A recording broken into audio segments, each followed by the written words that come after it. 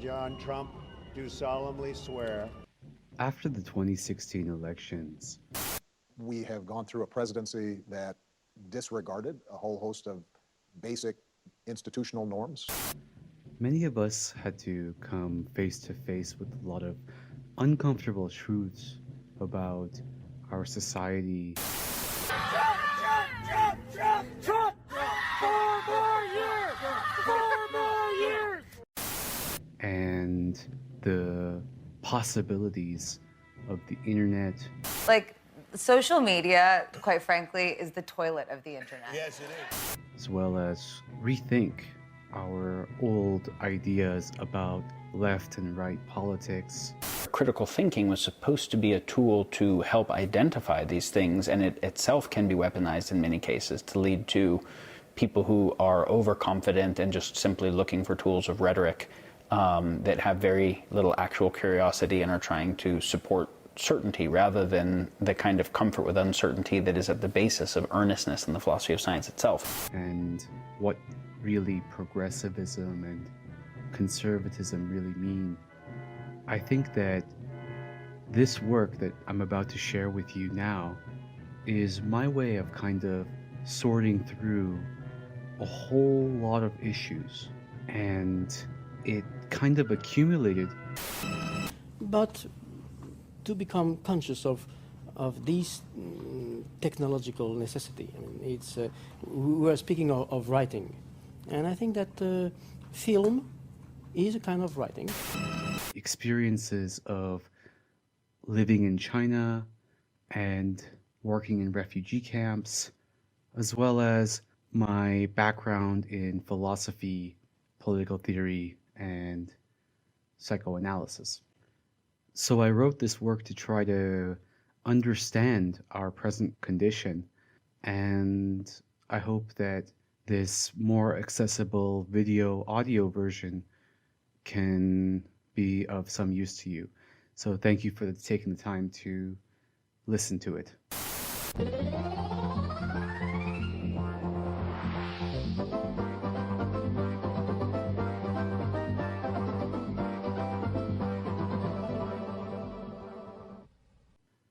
Carrying over the burdens of trace, weaving together civic rituals on the silk roads of the post-apocalypse.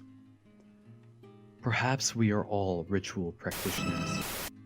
We are all mediators, translators. In philosophy, as in any other domain, one has to deal without ever being sure with what is implicit in the accumulated reserve, and thus with a great many mediations, teaching, newspapers, journals, books, media, together with the responsibility assumed by these mediations. An interview with Derrida by Wood. Driving the minorities, and you're dude. fucking... I'm right wing. I fucking take these kids on my You're right wing? No, they say I'm just right wing. Oh, yeah. Radical fucking guy. Sure, Yeah, I'm sure, sort of. sure. Oh, yeah. Yep. What the fuck is the liberals then? I'm right, Lee Bannon. Lee Bannon fucking, that's There's right. Mr. Trudeau right there. I like to get that fucking Justin Trudeau and shove my foot as far. After 8 or 9 hoots on the pipe, how does it make me feel? Like a fool, first of all. But I don't know. It's a ritual, I guess. Gabor Mate in conversation with one of his patients.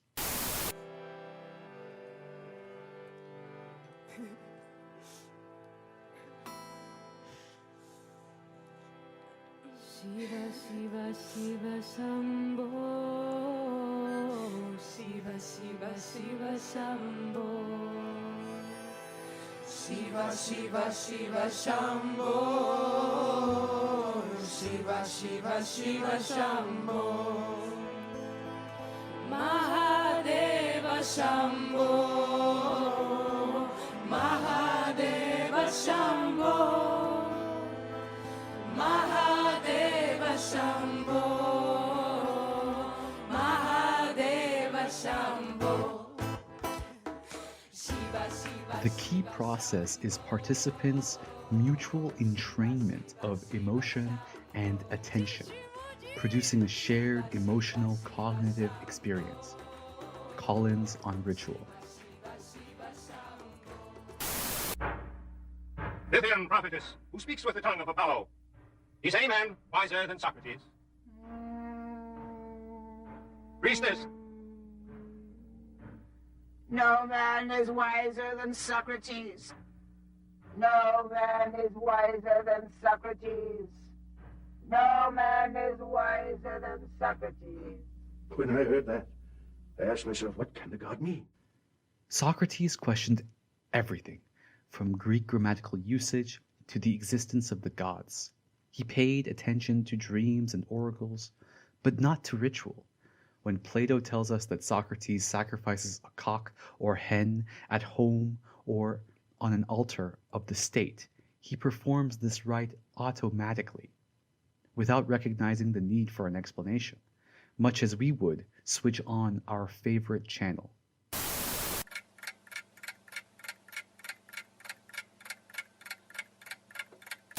I invite you to take a moment to reflect on the pervasiveness of rituals in our lives. From how we organize our morning, what we think, explore, and feel throughout the day, to the earworms and idiosyncratic expressions that ruminate through the thoughts that we share to ourselves and others.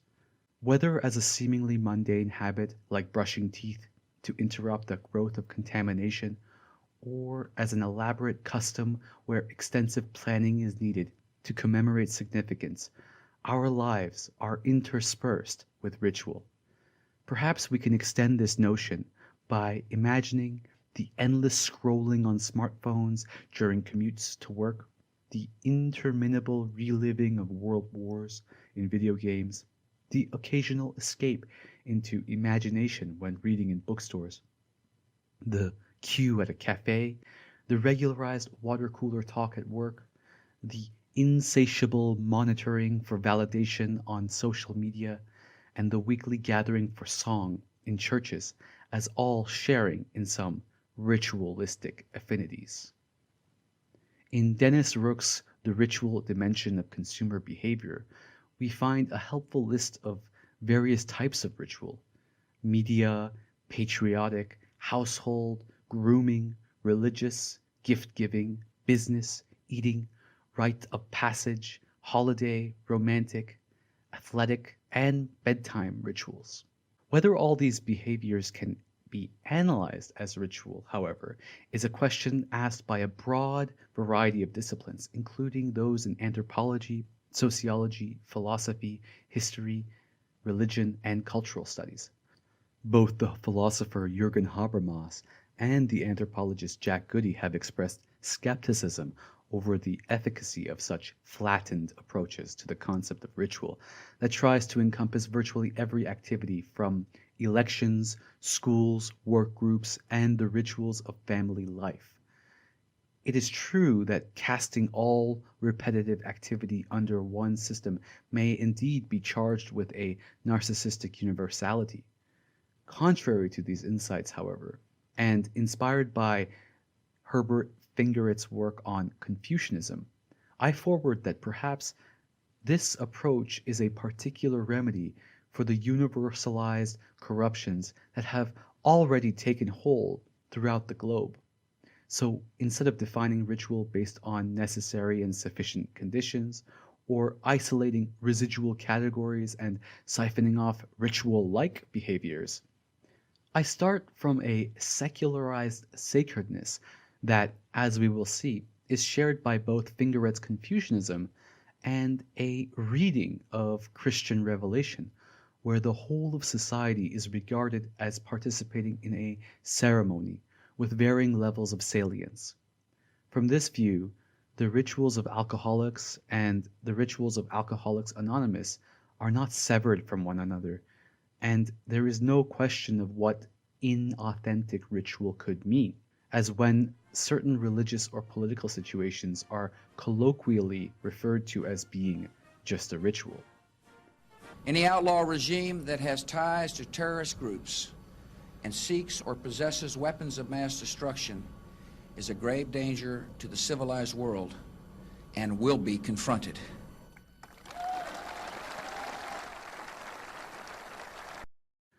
Compared to the study of Chinese public theology, where Alexander Chao, invests in the argument that Confucianism aids in allowing Christianity to resist common dichotomies, I explain my preference for the term ritual over habit, not because it resists specifically, but because it evokes and complicates these tensions between, for example, the secular and the sacred, individual and collective perspectives, persistent and changing traditions, particularist and universalist outlooks, as well as subjects and objects of study. As Shannon Speed argues in At the Crossroads of Human Rights and Anthropology, if cultural researchers should care about power dynamics in their research, perhaps they should engage with the inherent tensions of their work, as it is much more productive than attempts to avoid and resolve such complexities. Agamben also, in analyzing Deleuze's work, says, each act of creation resists something. For example, Deleuze says, Bach's music is an act of resistance against the separation of the sacred and the profane. With reference to Derrida's différance, following through to the logical conclusions of dichotomies opens up fissures that, when disclosed, only reveal further dichotomies.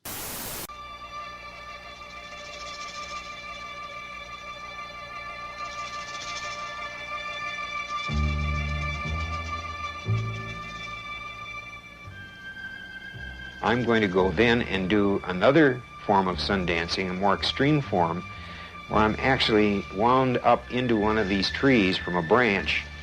And Jim's role in this will be Kasika. He will be the operator. He will be the man in charge of this ceremony to get me up there, because once you surrender to the experience, you just have to let yourself go.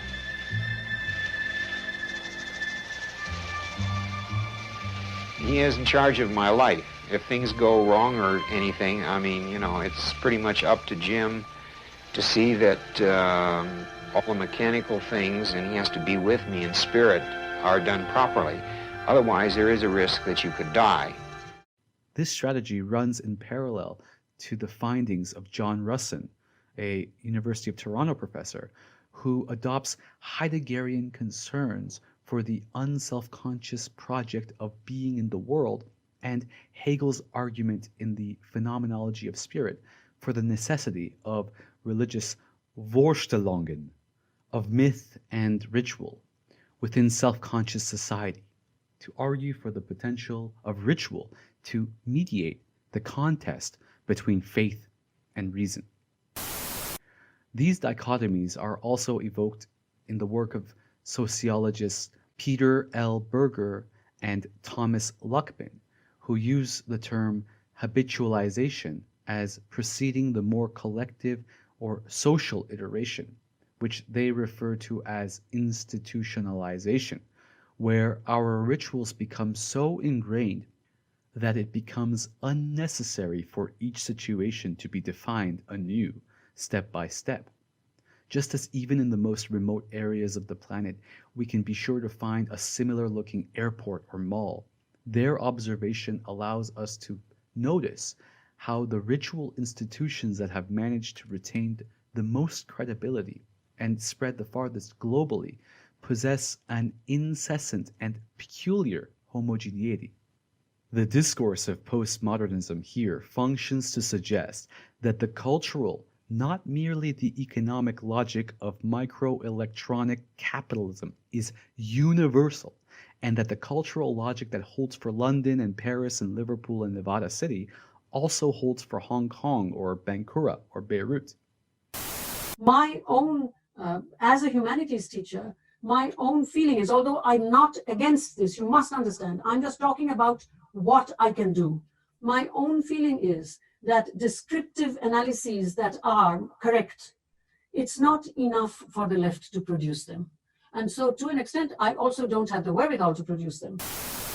Even through Gayatri Spivak's warnings, within an interconnected, multicultural, multi-faith, and multidisciplinary existence, a general sense of the vapidity of our value judgments in the face of overwhelming quantity of information seeps out from the openings between heterogeneous, discordant, and potentially incommensurable frames of reference. These conflicting and perhaps incommensurable paradigms are likely enveloped by intersecting and intergenerationally patterned traumas, a contested term, bewildering political projects attempting to orient the remnants of post-colonial societies towards values like civic engagement and democracy.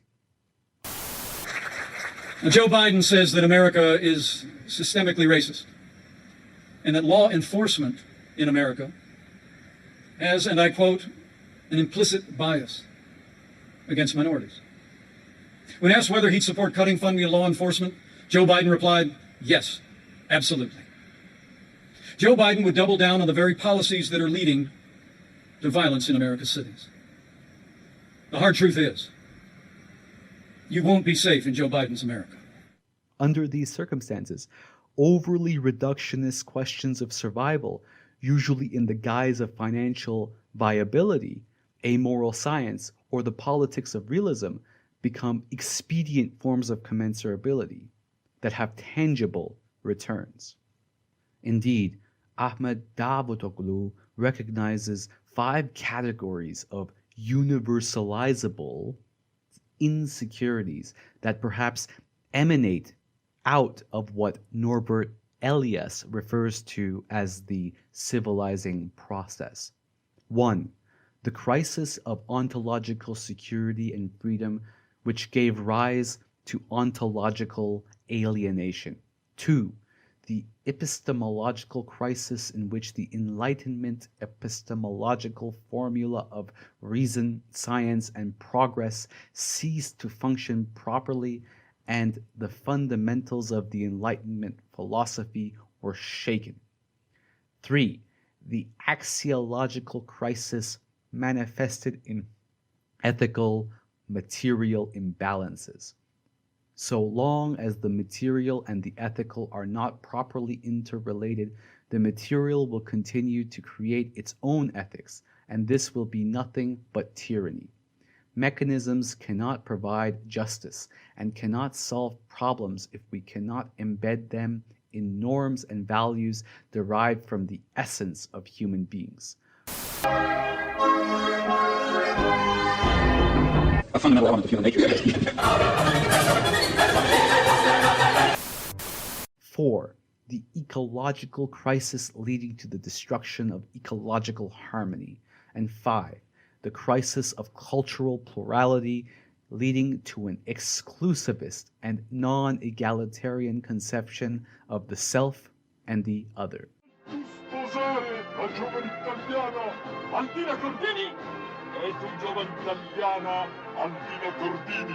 Puoi sposare il presente all'artista Ciccio Marconi! Bravo Ciccio! Viva Ciccio!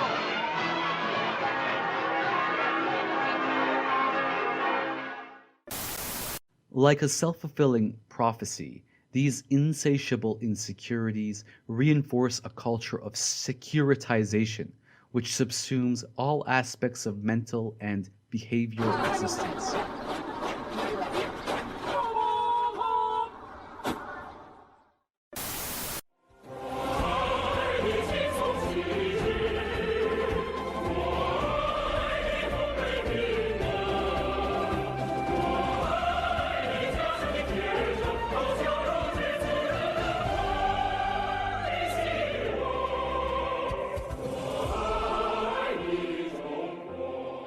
This is a collective entrainment which normalizes a mere vestigial form of subjectivity. The relatives of 7 current and former Chinese leaders were found to have links to offshore companies, all in known tax havens. Of the 7 named, these 3 are the most important: President Xi Jinping and 2 other top leaders, Zhang Gaoli and Liu Yunshan. All 3 men have in-laws who are listed as directors or shareholders in offshore companies. Start with the report from the New York Times, which says President Trump, who's a billionaire, paid less income tax than teachers, firefighters, and nurses in the year he won the presidency, as well as in his first year in office. This is a collective entrainment which normalizes a mere vestigial form of subjectivity, limits our imagination of what society could be, while unwittingly promoting a moral hazard to free ride upon democratic institutions and the civic engagement of others. If I got paid for all of my emotional labor, I'd have like a lot of money. If you can remove people from citizenship as simply my rights, which are important, but that too easily devolves into a spectator sport. Someone else will take care of it, and transition it to what are my responsibilities. And I don't mean voting. Voting is the minimum entry to civic engagement and citizenship. All of a sudden, you can begin to reconstruct a movement on the street that isn't just about the noise, but it's about reconstructing a sense of civic and civil society where we come together. The energy needed to respond to ever more ecologically inspired collective existential questions are draining. The resolve needed for taking up the emotional labor that democratic civic participation require are eroding. And where once ideals of rights and freedoms, the rule of law, and economic development were argued to be in support of one another, today these liberal ideals no longer have the same motivational influence of promoting civic life. You're not going to agree with everybody on anything, but you can agree with others whom I may be with someone who I really disagree with around reproductive rights or gun rights, but who I absolutely agree with on the need to take back our community or to get rid of money in politics. And that idea of cross-cutting cleavages is what weaves a fabric of a resilient democracy. So there's a question over there. Thank you. Thanks for your comments. My question is around the solution piece of this and civic engagement. I didn't hear education or youth engagement come up. Instilling an ethic of civic responsibility traditionally fell upon the shoulders of educational institutions and the free press. By composing and adhering to their own traditions of text and pointing out the blind spots of these assumptions, distinguished thinkers like Gayatri Spivak, Paulo Freire, and Edward Said have attempted through their critical anti-humanist humanism to challenge universalist presumptions in order to strengthen the intentions of inclusivity and diversity. But the problem is, because of populism, because of populism in most of the nation states with which I am myself acquainted, it is very difficult to say that the left should plan a strategy. There is an emancipatory plan. This it is a humanist statement, but it's a good statement because humanism is both medicine and poison. You have to know how to use it. It's not just poison. Tell your doctor right away if your depression worsens, you have unusual changes in behavior or thoughts of suicide.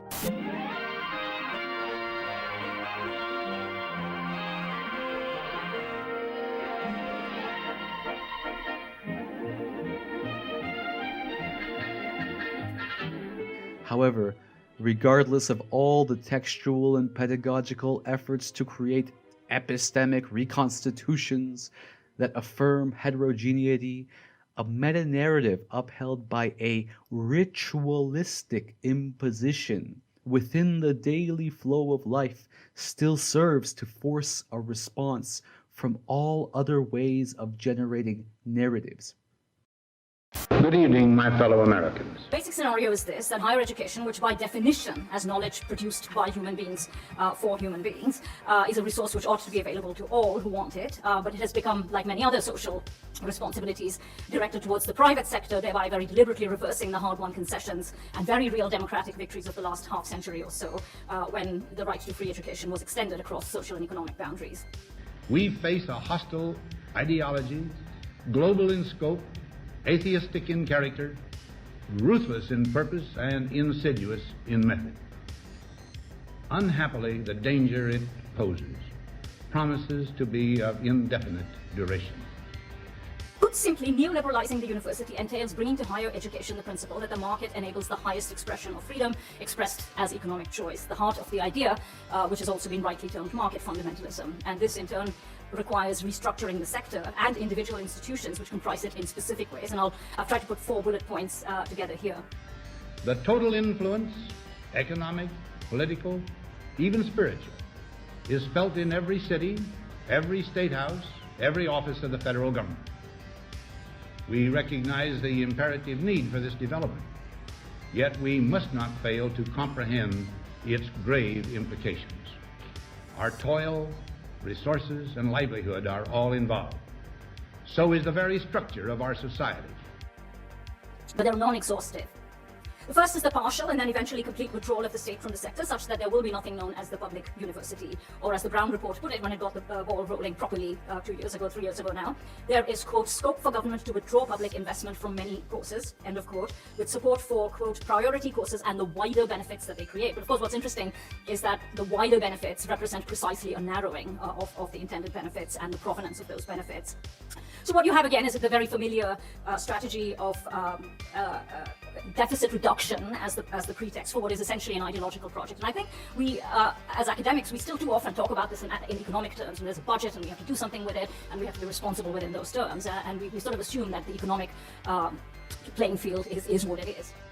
In the councils of government, we must guard against the acquisition of unwarranted influence, whether sought or unsought, by the military-industrial complex. The second bullet point is about the onus of funding, which now shifts to the student, redefined as customer, as consumer, and as a corollary, academics become service providers and institutional competitors. This is quite important, competitors with each other rather than scholars and collaborators. I remember only an alert and knowledgeable citizenry can compel the proper meshing of the huge industrial and military machinery of defense with our peaceful methods and goals.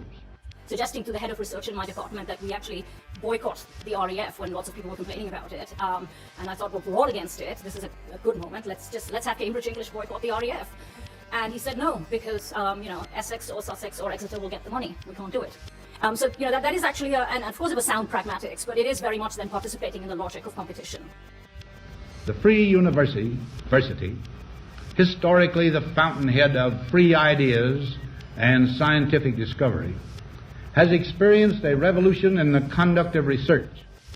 The other point that Thomas spoke about is the creation of a massive consumer debt, which leads to an indebted graduate population, which is left with no choice then but to participate in the speculative fictions of financial capitalism and to, in effect, be incapacitated in terms of resistance and finding alternatives to the dominant economic regime for the rest of their lives.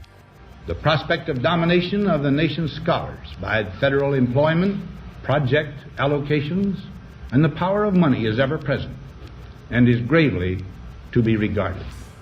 And then with the withdrawal of support for institutions in financial difficulties, the service provider, i.e. the university, can then sink or swim in response to the pressures of competition and demand, because the government will no longer be the lender of last resort. At this point, the sector is potentially open to private companies to invest in or buy up failing institutions. Now, right now, the drums of full privatization are sounding in the distance, but as we know, not least from the protests at Sussex quite recently, the backdoor privatization through the outsourcing of services has already begun. Now, this is all separate from profit generation, which may or may not form phase 2 of the project, and it is, of course, the logical trajectory of privatization. Unsurprisingly, the vacuum created by the slashing of university places immediately lured in for-profit private institutions offering degrees, which included BPP of Apollo Global and then the US-based testing company Kaplan. And David Willetts hailed this move as, quote, the first glimmering of the opening of universities to supply-side reform. So what you have then is the turning of the institution into a business, or at least for now a pretend business, which in turn necessitates the growth of a large and some would say bloated managerial class, into which academics can be drafted and are drafted. That public policy could itself become the captive of a scientific, technological elite. As my colleague Simon Jarvis puts it, neoliberalism entails replacing the welfare state by a superstition, which is that the market is then a providential mechanism to take care of these matters. And additionally, then business people are providers of universal wisdom. In some sense, they've replaced intellectuals as providers of wisdom, as it were, purveyors of knowledge. They're experts not merely in whatever it is that happens to have made them their own money, but also in how to teach the ignorant and cure the sick. That's Simon.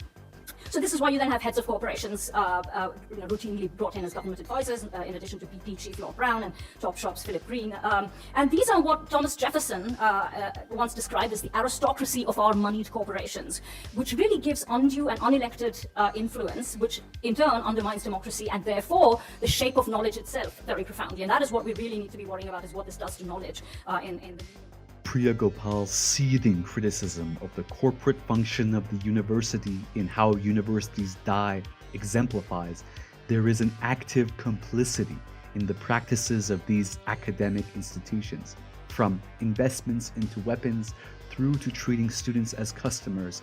The existence of elite academics is built upon American aggression against countries rich in resources and the domestic inequality that sustains the elite universities.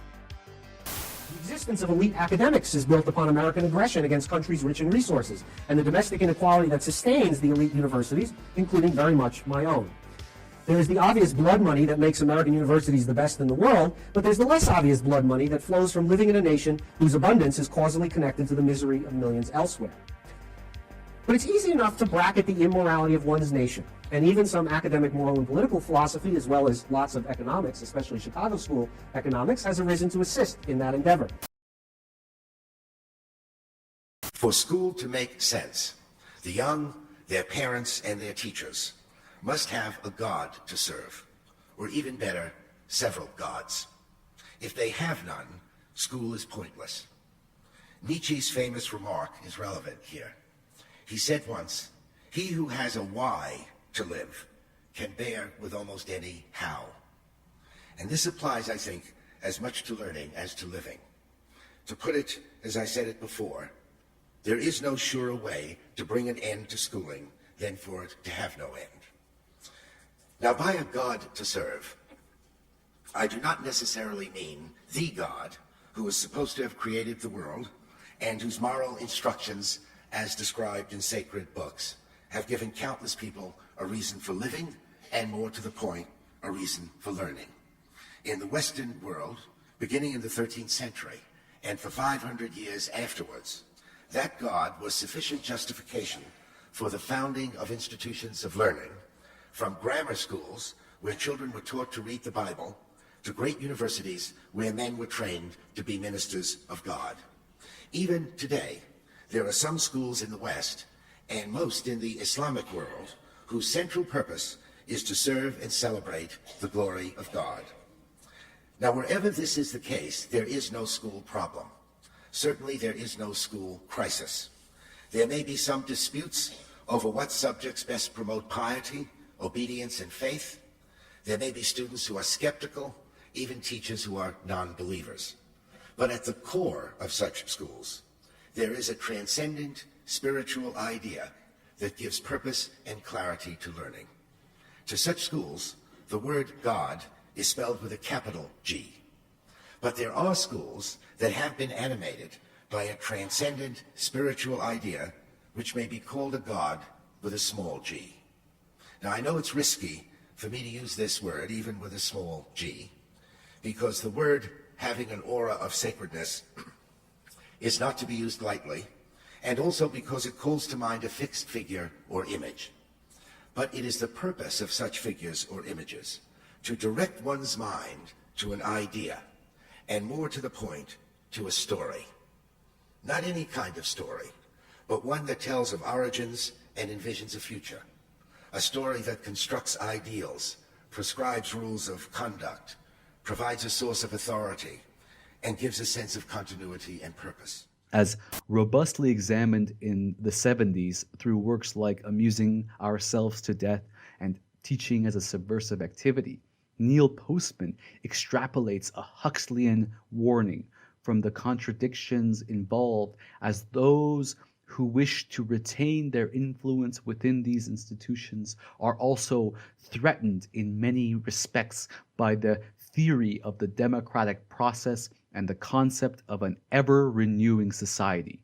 Stephen Collini comments about the striking similarities between the working conditions within universities with those of staff in a call center. Max Horkheimer and Theodor Adorno note how culture today is infecting everything with sameness.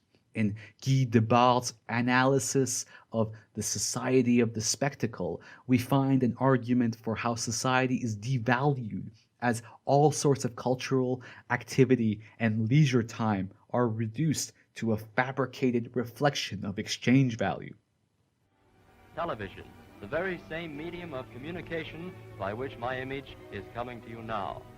This film, most of which was made in our own studios, was produced in response to many of your requests asking for information on television and how it works. We hope you'll all know in a general way before the evening is over.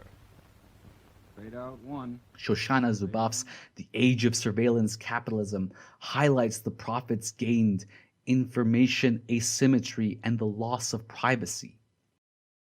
We've made a big mistake, and the big mistake is we've created an internet where anytime two people connect, or anytime somebody connects to services or anything, it's financed not by that person, but by a third party who wants to influence that person.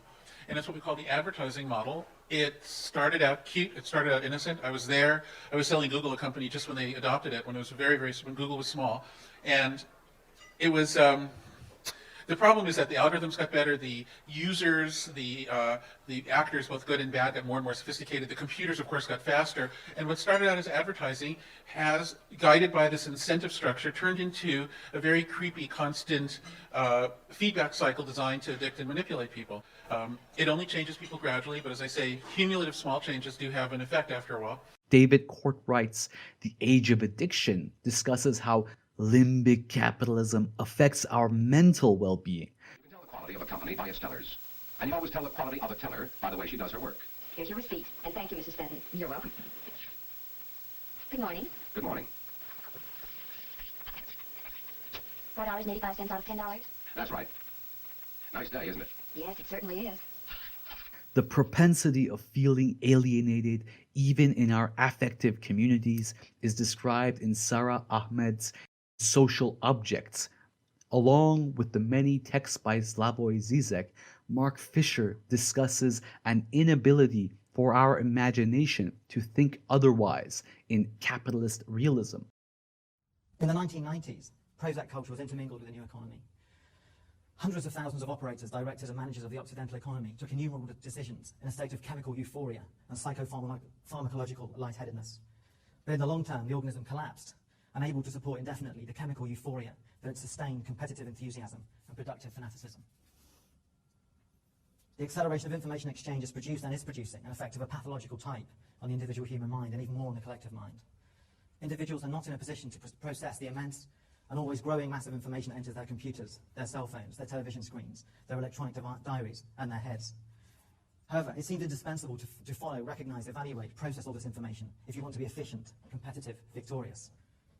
The necessary time for paying attention to the fluxes of information is lacking. The consequences in front of our eyes. Political and economic decisions no longer respond to a long-term strategic rationality and simply follow immediate interests. On the other hand, we are always less available for giving our attention to others gratuitously. Our attention is always besieged, and therefore we assign it only to our careers, to competition and to economic decisions. And in any case, our temporality cannot follow the insane speed of the hyper-complex digital machine. Human beings tend to become the ruthless executors of decisions taken without attention.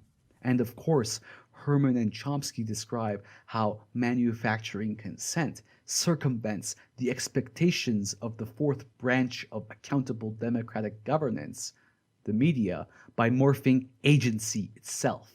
In sum, the mass media of the United States are effective and powerful ideological institutions that carry out a system-supported propaganda function by relying on market forces, internalized assumptions, and self-censorship, and without significant overt coercion. Chomsky, thank you for being on our program today. Glad to be here. Well, I know probably the main purpose for your trip to Wyoming is to discuss thought control in a democratic society. Now, I'd say I'm just Jane, USA, and I say, well, gee, this is a democratic society, and what do you mean thought control? I make up my own mind. I create my own destiny. What would you say to her?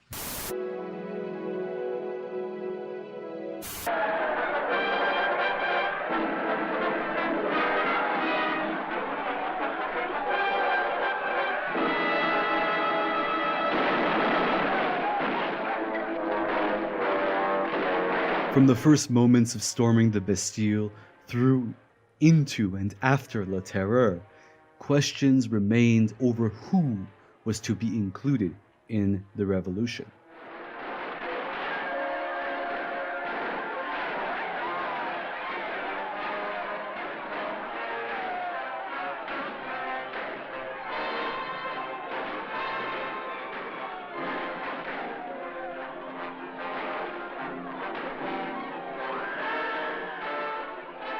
History is knocking on the door.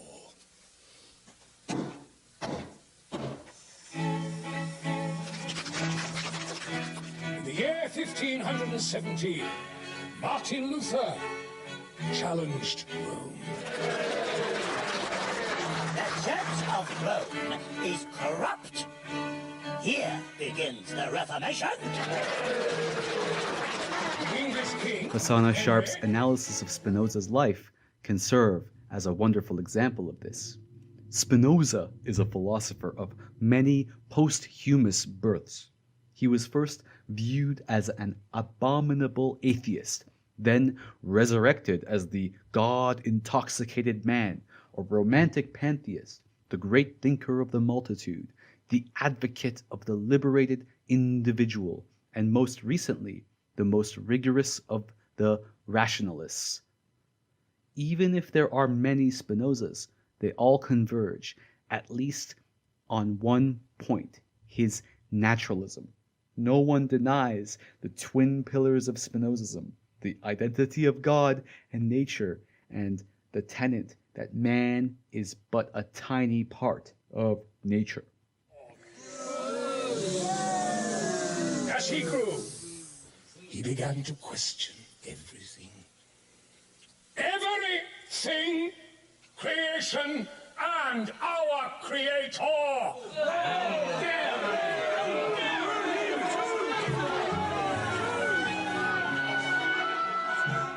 Our starting assumptions about what we decide to include in the scope of our analysis will profoundly modify what we hope to achieve. This is the warning found in Jason Josephson's Storm's The Myth of Disenchantment, who views overly nihilistic academic dispositions, which may have been inherited from Spinoza's pantheism controversy, as having a tendency to become self-fulfilling prophecies because viewpoints are subject to a negative feedback loop where any social knowledge produced by an academic discipline may get fed back into the system, which is thereby changed. As such, we must develop an awareness that thwarts these academic institutional rituals, which have the potential to solidify their own prophecies, and realize our potential as quotidian inscribers of ritual, where we are affecting not only our own lives. It is crucially important to be able to discern between viewpoints that reinforce false optimisms while not being bogged down by the self-fulfilling prophecies that arise from assumptions that start from a bare minimum. Progress? To do so is to court a certain amount of derision, because I have found that intellectuals hate progress. And intellectuals who call themselves progressive really hate progress. So, on the one hand, we can concede Steven Pinker's argument, where we need to give voice to the better angels of our nature, to acknowledge how humanitarian philosophies have spread across the world and have continually, perhaps, made the world safer. On the other hand, knowledge is an operation that produces objectivity through practice of collective inquiry within students about the world. There's nothing really mysterious in that. Truth is a completely different question, because truth is not associated necessarily with knowledge. Knowledge is about objectivity, which is one kind of truth, but there are many others. Truth about politics, truth about diplomacy, truth about religion, truth about law, truth about art, and every time there is a difference between true and false. So I don't think we have any advantage to associate knowledge and truth. Knowledge is objectivity, and that's already largely enough and largely difficult enough. Of course, I'm a relativist, like all scientists. Like in objectivity, you cannot produce objectivity without being relativist, which means that you are able to establish relation with very different type of frames of reference and different type of people, different type of things, different. You have to think in many different points of view if you want to be a geologist studying rocks or if you want to be an anthropologist studying other people. I mean, relativism is the heart of scientific objectivity production. Now, when people say I'm a relativist, they mean that I don't believe that the way science produces objectivity should lord over all of the other truth conditions, and that's perfectly true. I think it's a mistake, and that it has corrupted science as well as it has corrupted the other forms of truth production. So I think there's no advantage, and as I said before, associating truth and knowledge. Knowledge is about objectivity. Let's do it. It does it very well sometimes, and it has to be defended and it has to be protected against criticism. But truth is something else entirely, and there are no reason to attack science in the names of truth. Not to protect it, not to attack. Bruno Latour admonishes us to disambiguate what exactly we mean when we use the term world. Being human today is an open, contested field. To tell you the truth, I'm not sure that there ever was complete consensus as to what the human is. The Enlightenment gave us the Universal Declaration of Human Rights, and men got human rights, but women didn't get human rights, and Jews, blacks, and children didn't get human rights.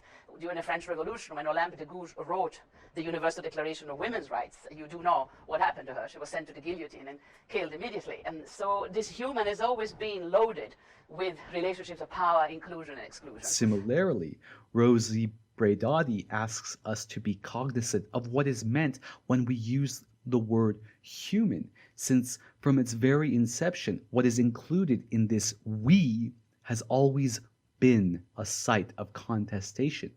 We cannot develop an authentic optimism without adequately acknowledging the list of afflictions that lay before us.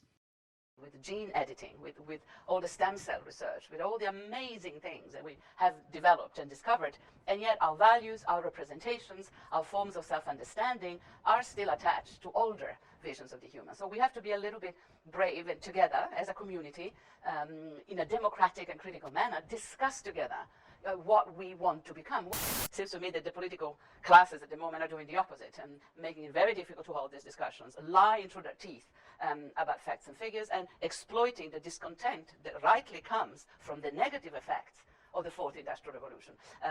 So exploiting those effects to feed the populist politics, when in fact there is another side to the story, the extraordinarily positive developments of these very same technologies. We need to look at the positive and the negative aspects. We cannot develop an authentic optimism without adequately acknowledging the list of afflictions that lay before us, like those aptly summarized by David Brooks. And so I was detached, and at the same time, a lot of other people were detached and isolated and fragmented from each other. 35% of Americans over 45 are chronically lonely. Only 8% of Americans report having meaningful conversation with their neighbors. Only 32% of Americans say they trust their neighbors, and only 18% of millennials. The fastest growing political party is unaffiliated. The fastest growing religious movement is unaffiliated. Depression rates are rising. Mental health problems are rising. The suicide rate has risen 30% since 1999. For teen suicides over the last several years, the suicide rate has risen by 70%. 45,000 Americans kill themselves every year. 72,000 die from opiate addictions. Life expectancy is falling, not rising. So what do I mean to tell you? I came here, I flew out here to say that we have an economic crisis, we have an environmental crisis, we have a political crisis.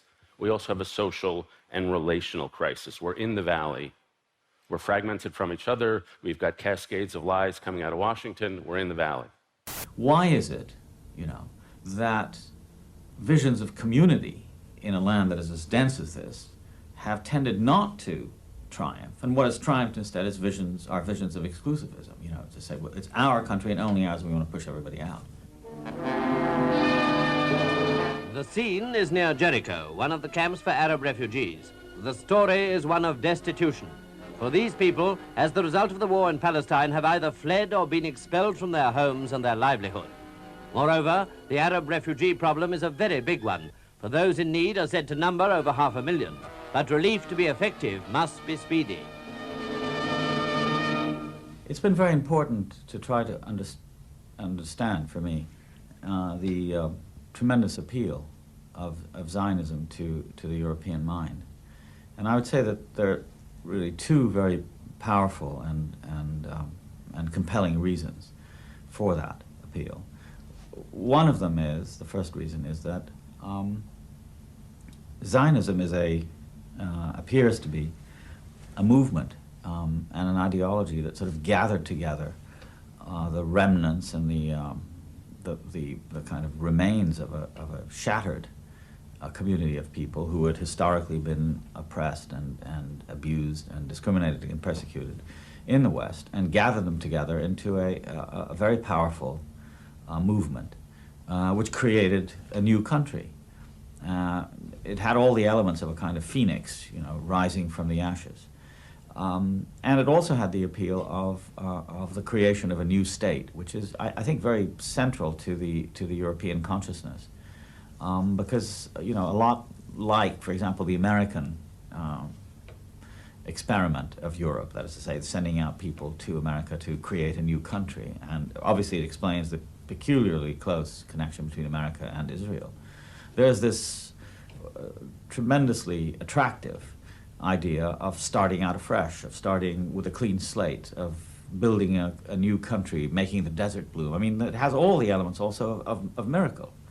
And that's very, very appealing, I think. Said's ability to look at the West from the East and the East from the West, having been educated in both, informs the themes and arguments of much of his work. It is particularly illustrative to find such nihilisms leaking through even eminent call to arms, like in Edward Said's Humanism and Democratic Criticism, when he unwittingly reveals his anxious tiredness with remarks like, "Why bother at all?" If prominent authors of decoloniality reveal such disenchantment even within their attempts to motivate our resolve, it reveals how the homogeneous truths of this meta-narrative is still the most verifiable and commensurate across all who encounter it. What seems to be a heterogeneous melange of ritual, mythology, philosophy, narrative, and morality still seems to be collapsing into itself by the weight of equivalency. Welcome to this special edition of the News Hour. Do you see, ladies and gentlemen, do you see these men on your screens? Look at them closely. They claim to be the soldiers of Islam, fighting a just war in the name of their faith to impose the rule of the Sharia in India. But don't be fooled. Don't be fooled. In the next few moments, we will lift the veil, so to speak, and expose the facade. Listen, you're a very bright man. You went to Harvard. You're an elite. But you've been overtaken by a more extreme version of you. You're like Fox 1.0. You're the beta version. Fox 2.0 has jumped over you to an extent that I don't think you could ever dream of. And quite frankly, I think you fear. I think deep down inside, you can't believe what you've unleashed. I'm responsible for all this? You're not responsible for it. But what you did is you spread out the area, you set up your stuff there, and these other people just came plowing through. You're, on this network, you're left-wing. I'm left-wing on Fox. You're a liberal. I am. On this network, Nixon is a liberal. The reason that I can't go on like this is because religion addresses different types of questions than scientific questions. Here are three. Here we are flung into the world. One question we have is, what's the purpose of our life? Or why are we here? Or where are we going? What happens to us after we die? Here are the scientific answers to those three questions. Don't have a clue, don't have a clue, and don't have a clue. Regardless of the many attempts and avenues taken to counter this prevailing meta-narrative, there is a burgeoning acknowledgement of how these aggravations are accumulating and contributing to a political milieu of disillusionment, renunciation, and fatigue, which bears down upon worldviews competing to spread their influence across this earth. Order! These converging predicaments are aptly reflected within Agamben's thesis of Homo Sacer, where the camp is located as the true epicenter, nomos, of contemporary politics. Jean-Francois Lyotard describes it as an incredulity towards grand meta-narratives, which have taken root in the discourse of today's financial backers of research. The only credible goal is power. Scientists, technicians, and instruments are purchased not to find truth, but to augment power.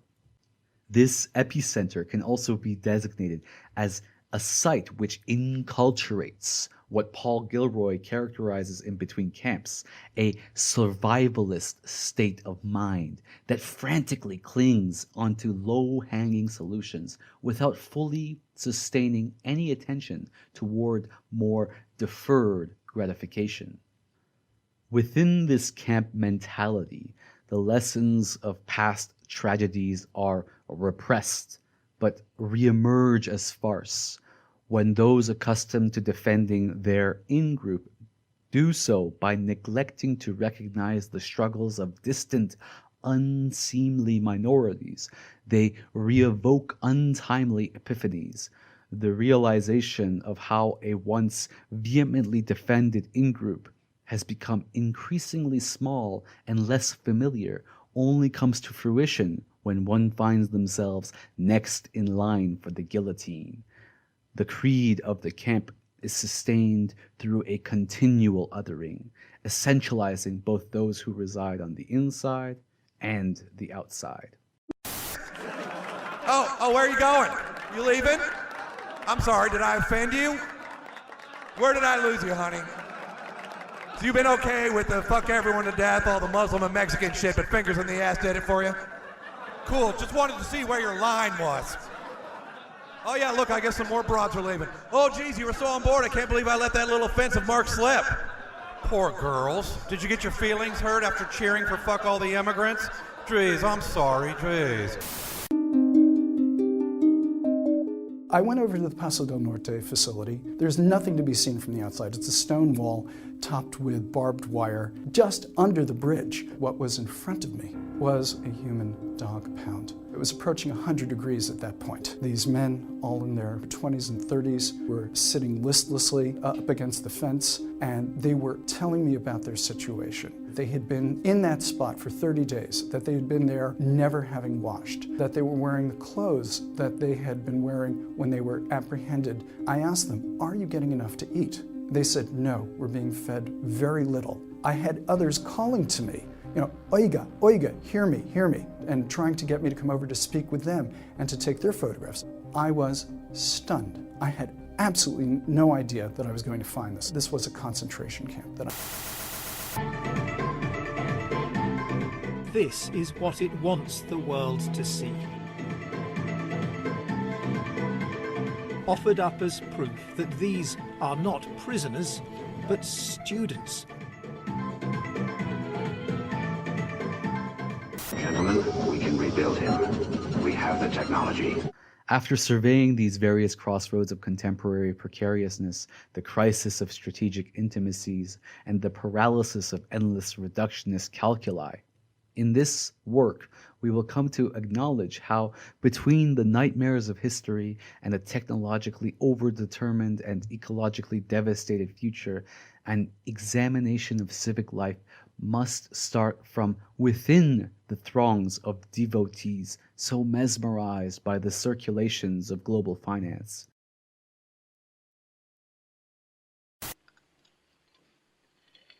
Well, that's a kind of a tough one to explain, Tom. Some people hate Catholics and some hate Jews. And no one hates us because we're Americans. Well, no, that's another thing again.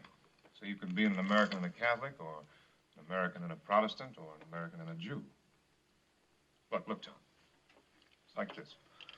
One thing's your country, see, like America, or France, or Germany, or Russia, all the countries. The flag is different, and the uniform is different, and the language is different. And the airplanes are marked different? Differently, that's right. But the other thing is religion, like the Jewish, or the Catholic, or the Protestant religion. See, that hasn't anything to do with the flag, or the uniform, or the airplanes. You got it? Yep. Well, don't ever get mixed up on that. I got it. Some people are mixed up. Why? 8:30, Tommy. You better get going. Yeah, you'll be late.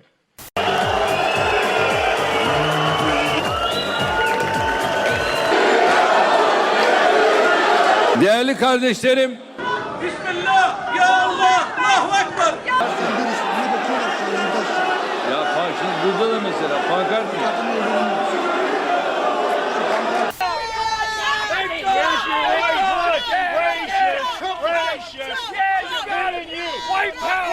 Tensions between two long feuding countries turned confrontational on the streets of West LA this afternoon. News Chopper 4, Bravo was above as the fight broke out between Armenian protesters and Azerbaijani supporters. Fear. As tensions remain high in Delhi. The national capital, a battleground. Violent clashes between Hindus and Muslims have rocked the city for days. Entire neighbourhoods ripped apart as mobs roam the streets. The riots have been centred in the northeast of the city, in largely Muslim neighbourhoods. This mosque was set alight. The charred remains lay scattered. The death tolls rising, both Muslims and Hindus casualties of these clashes. Out of a melange of conflicting paradigms, I look to two prevailing belief systems that underpin the most populous language cultures of the internet, which both locate each other from the utmost periphery of one another.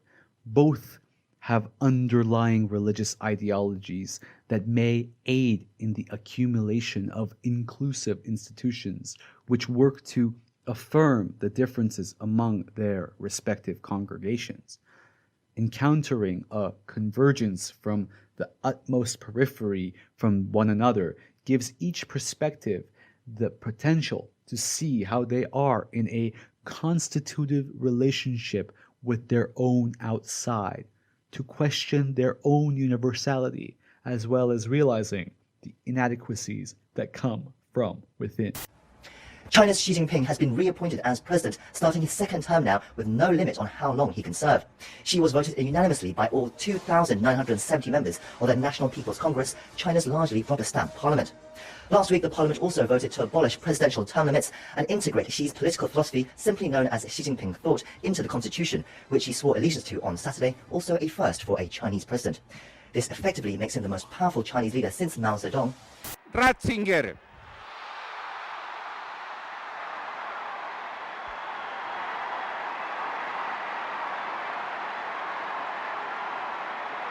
So when flatly defined as the affective and habitual responses that accompany the sensation of these aporias, ritual encapsulates these all-consuming political, economic, and cultural trends as an ontotheological paradigm. When you read the historical records, 当你读到整个历史记录里头， 上帝 has exactly the same character, nature, and power as the God of the Old Testament. 实际上这位上帝跟我们旧约相信的神有同样的品格、同样的性情、同样的能力。But while the Hebrew people called him Yahweh or Jehovah, contrary to a history of scholarship which attempts to weave convergences by finding surrogates for a Christian God within Confucian thoughts, I search for convergences instead by looking to the desecularizing spirit of Confucianism within Christianity.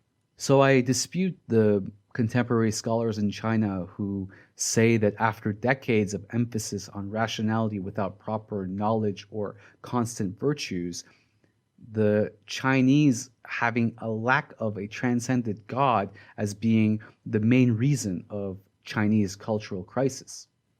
Aided by a historical account of the concept of subjectivity, an interpretation of Christian revelation through its own finitude, its own atheism, will provide an impediment for ending rituals that are either detrimental to so-called terrestrial existence, which includes the present-day trend of creating a Confucianism used as an ideological platform to aid in legitimizing absolutist forms of nationalism, as is a worry for the popular Confucius scholar Tu Wei-ming.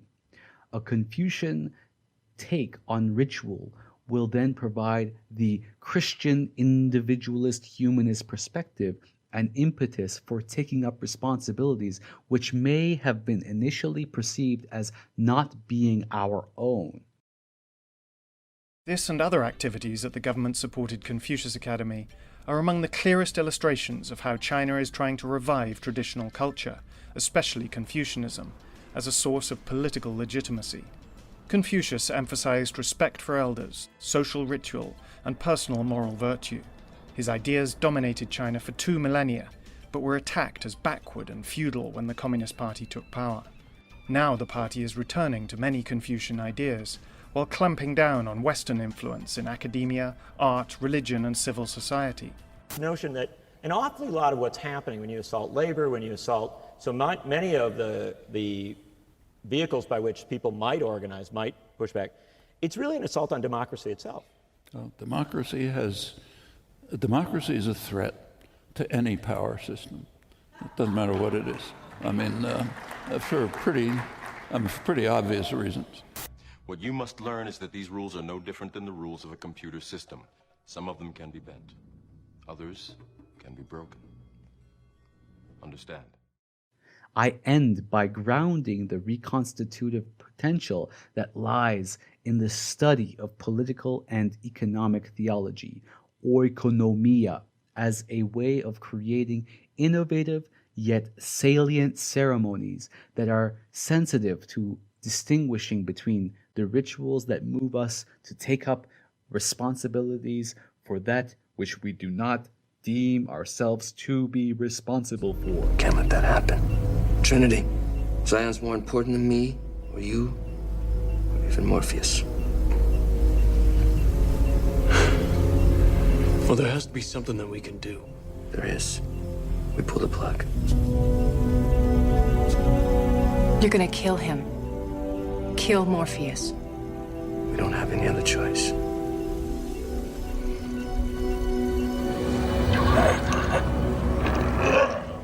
Never send a human to do a machine's job. Morpheus, you're more than a leader to us. You're a father. We'll miss you always.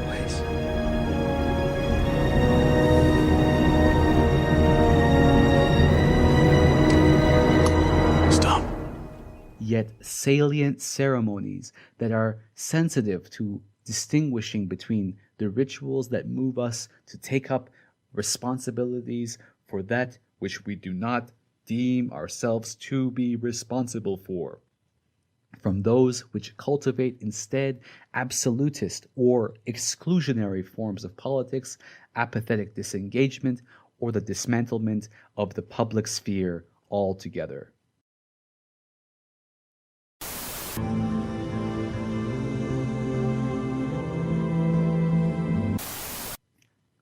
As the work of Clara Mucci and Peter Felix Kellerman demonstrate through scientific and clinical evidence, both living and deceased ancestors have a qualifying effect on our lived experiences.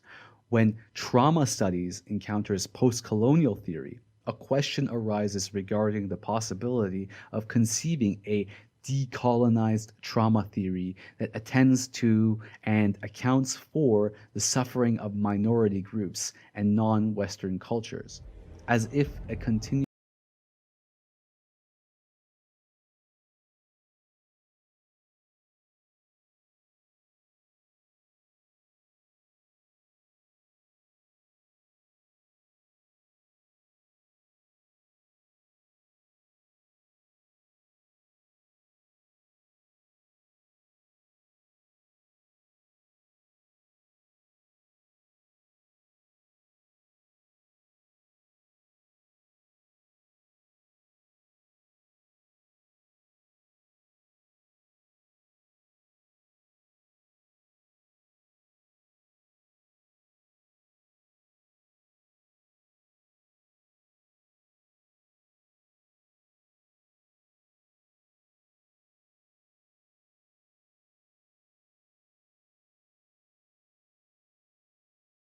We throw garbage everywhere. Now they've installed trash cans alongside the road. It's not lost on me that they're changing their culture to make us more comfortable.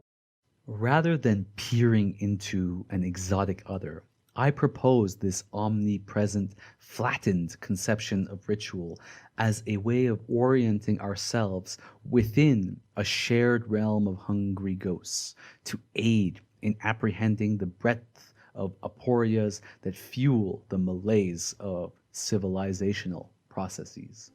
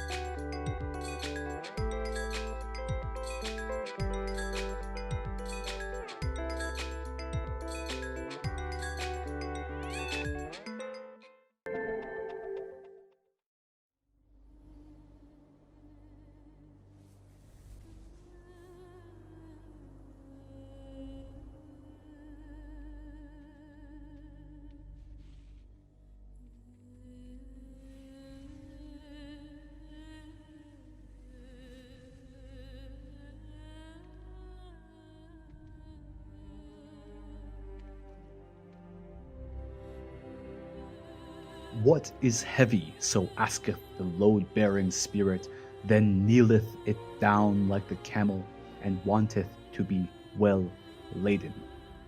Zarathustra.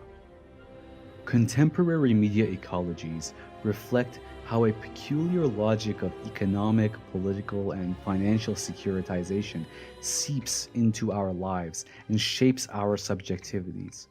Through a flattened and specifically audiovisual media, camp mentalities are reinforced as we are enamored and entranced by spectacle, as when peering into the photogenic lives of others on Instagram or watching others enjoy themselves playing video games on YouTube.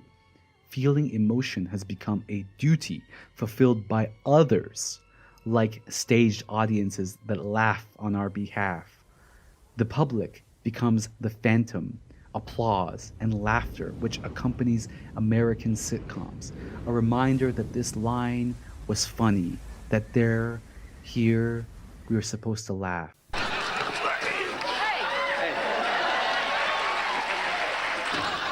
Hey!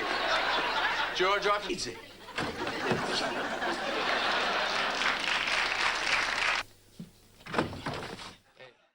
A panopticonic casino of software which is designed to turn us into addicts is perhaps also short-circuiting our neural pathways and attention spans. An overabundance of contingent relationships paralyzes us within the paradox of choice while reinforcing the creation of overly strategic cold intimacies.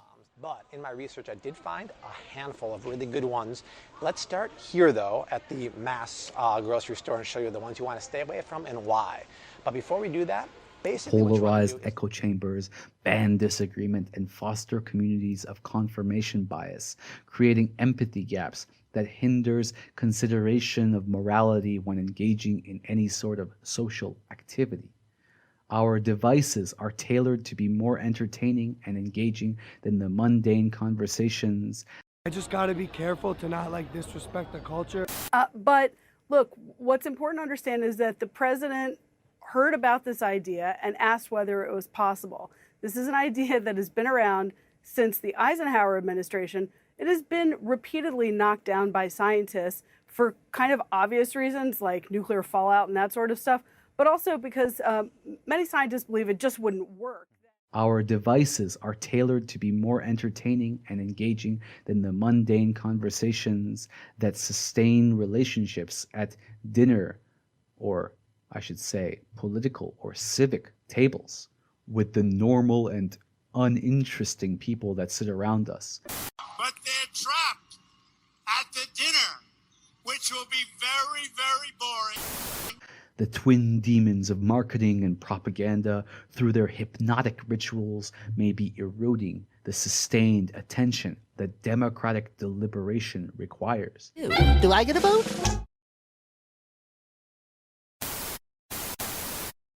Do you think everything that's going on right now with all the impeachment stuff is just to distract from the fighting that's still going on in Vietnam? Yes, I do. And do you think that Trump's war in Vietnam is justified? Yeah. How come? I just think it is. I mean, like I said, I like the guy. No one's going to convince me otherwise. Bulletin is from the Press Radio Bureau.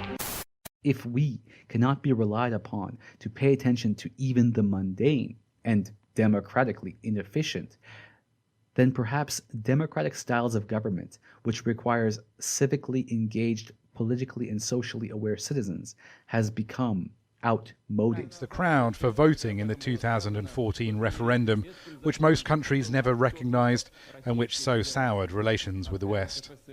With your decision, you showed the entire world the meaning of true democracy, not the sham one. You took part in the referendum and made a decision. You voted for your future and the future of your children. Crimeans are voting again on Sunday, the first time they've ever done so in a Russian presidential election. And the peninsula has been made a central symbol in the Putin campaign. Vladimir Putin is reminding people that he is the gatherer of Russian lands. It's fairly hard for him to boast of any meaningful economic progress, so defence, security and national pride are his campaigning aces.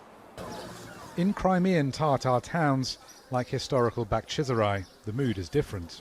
Tatars, who mainly opposed the annexation, intend to boycott the election.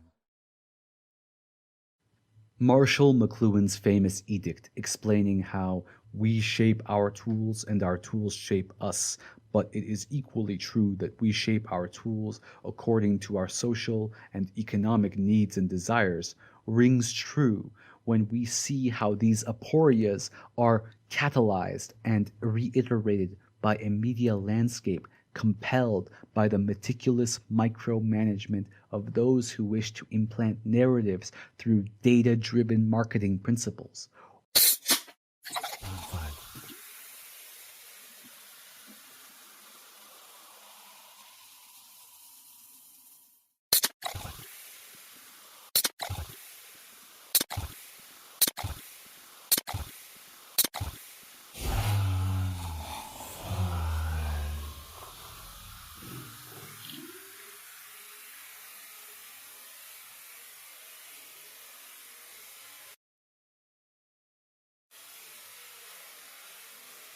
Or how the fate of bodies and minds are jeopardized through absolutist forms of governmentality.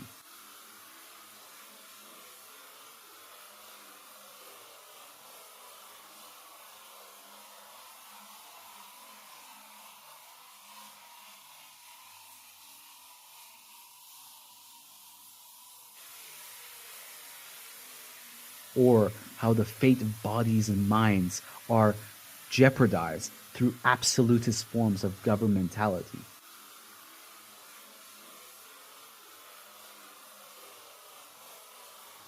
At the very least, this situation evokes a justified technological paranoia, since our ability to sustain attention on that which provokes critical thought is becoming increasingly compromised and short-circuited. The paranoia is akin to Socrates' wariness of how writing may implant forgetfulness found in Plato's Phaedrus, as well as the Egyptian Osiris myth. With UI principles designed to keep us perpetually engaged and an artificial intelligence that considers ever more variables into its consideration, perhaps this paranoia is well-founded, as each one of us can attest to the hypnotic trance evoked when using technology.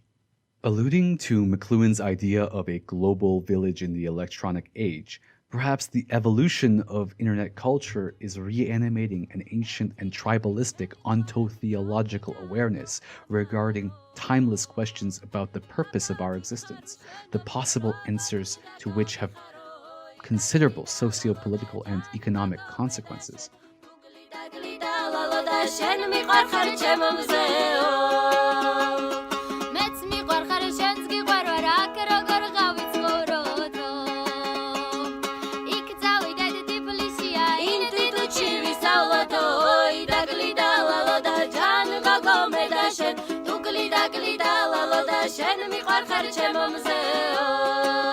In its formative years, surfing the internet meant scouring through thousands of unfinished projects, finding creativity for the sake of creativity, and being exposed to forms of self-expression that were popularized not necessarily because its creation was motivated as if it was an advertisement hoping to expand on a profit margin.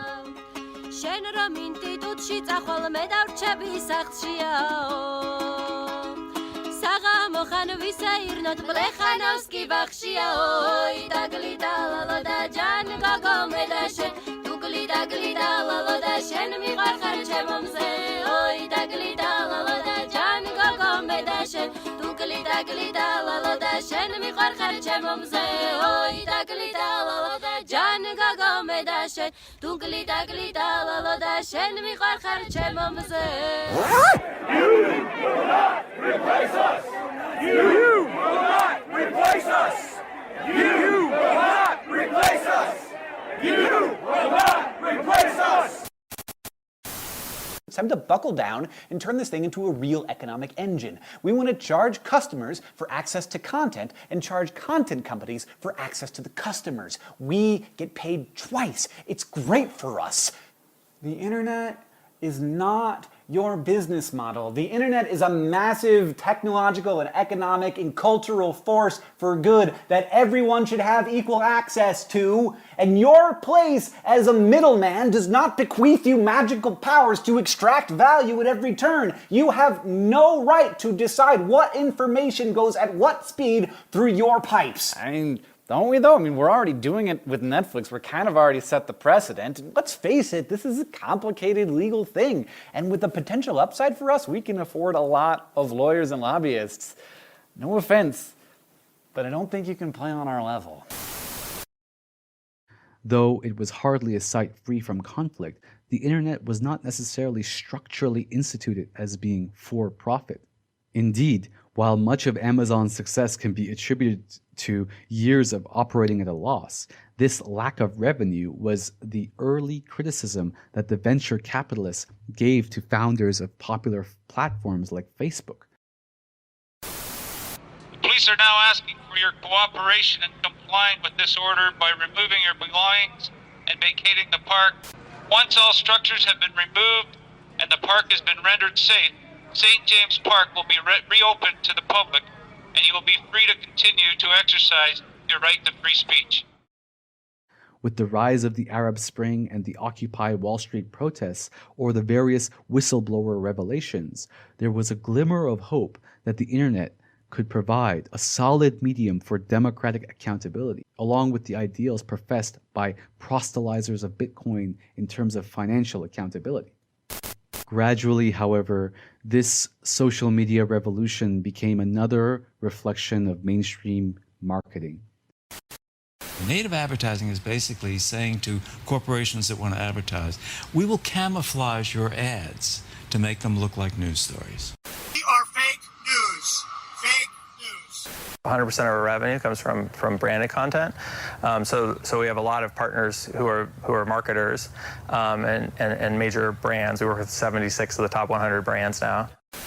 You are fake news. Sir, go ahead. BuzzFeed has created masterpieces of native advertising, such as 10 life-changing ways to make your day more efficient, sponsored by GE, and 9 ways cleaning has become smarter, sponsored by Swiffer, and 11 sea creatures who deserve to die, sponsored by BP.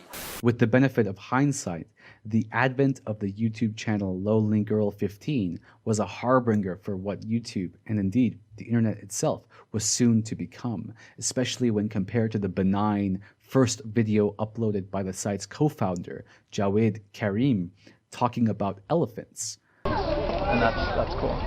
But little did they know that Lonely Girl wasn't. Cut? And Bree is complete fiction. I think we might have to cut this part. When it was first revealed that the heartfelt vlogger confessing the thoughts and feelings of her life was really a conglomerate of actors and writers working to produce a highly scripted show aiming at becoming popular and creating revenue, many fans responded with outrage. Soon, however, this would become the new norm. Today, there may be outrage over how Facebook tracks the movements of your mouse on the screen, but tomorrow it becomes normalized. Goods that are deemed dangerous are tightly controlled. If you want to buy a knife in this cutlery shop, for example, the purchase is tied to your ID, as this salesman demonstrates.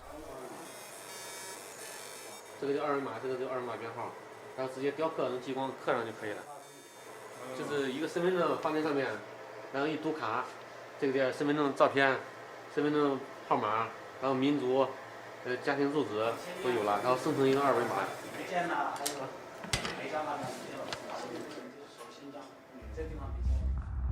The system also tracks faces. An immense network of security cameras, some equipped with facial recognition, is constantly monitoring the streets. Facial recognition systems are also used to match people. Obvious, inevitable, oblivious. Meanwhile, vitriolic exchanges on social media have become another new norm and a subject of study. Even before Trump's presidency, American columnist Arthur Chu was compelled to compare the internet to a toilet, explaining how we've created a dark, consequence-free place for libel, threats, and harassment, and no one feels responsible. Again, this question of civic responsibility, from the culture of the internet through to taking up the burdens of ecological crisis, remains unanswered. From the guise of streamlining and efficiency, the internet, which once held hopes of becoming space for a diversity of potential, a technological sphere that was seemingly unbound to materialistic tethers, has become a giant series of ClickFunnels, reflecting a familiar Las Vegas-style marketplace. Now, wait just a minute. We're twice as smart as the people of Shelbyville. Just tell us your idea and we'll vote for it. All right. Disguised instead by rudimentary frameworks of community and effective design strategies. The distinctions between personal branding, art, meme, and native advertisements would become increasingly obscured. And Google, which was once a relatively neutral gateway to the internet, has now given into an increasingly corporate agenda. According to The Intercept, there has been an internal struggle within the company about the project, codenamed Dragonfly. The version would comply with China's strict censorship controls, blocking certain search terms. For more, executive editor at CNET News, Ian Sher, joins me from San Francisco. Hi, Ian. What does China want to restrict and censor in Google searches, and what would actually be blocked? So, for the most part, what China's looking to censor is stuff around human rights, free speech, a lot of the stuff that really upsets the regime there. And it's something that tech companies particularly have really struggled against because the ethos around Silicon Valley is this idea of, maximalized free speech and giving access to information to everybody. And so it's set up this very weird power struggle between the Chinese government, who controls access to the Chinese market, and these U.S. tech companies. What happened then? Yeah, so Google actually was in China. You could use the Google search engine for quite a while until 2010, when the company pulled out around issues around censorship, but also, you may remember, there was concerns about Chinese hacking happening back then. And so now it looks like Google might be turning that around. But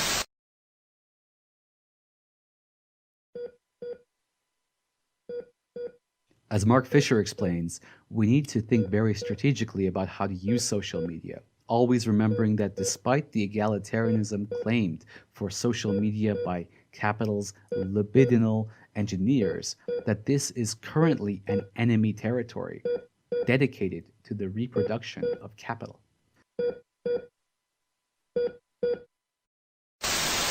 Winner and still champion, Bill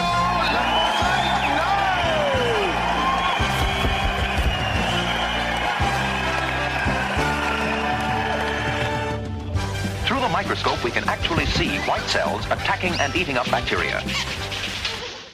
Still, it is out of the contested space for reflection where one hand of academia is perhaps able to wash the other. I think they're disgusting. Just imagine, aren't these some kind of, how do you call it, vagina dentata, dental vagina threatening to swallow you? Zizek, for example, critiques how liberal multiculturalism masks an old barbarism with a human face. But is it still as heavy? Yes, it is. Yes, it weighs a ton.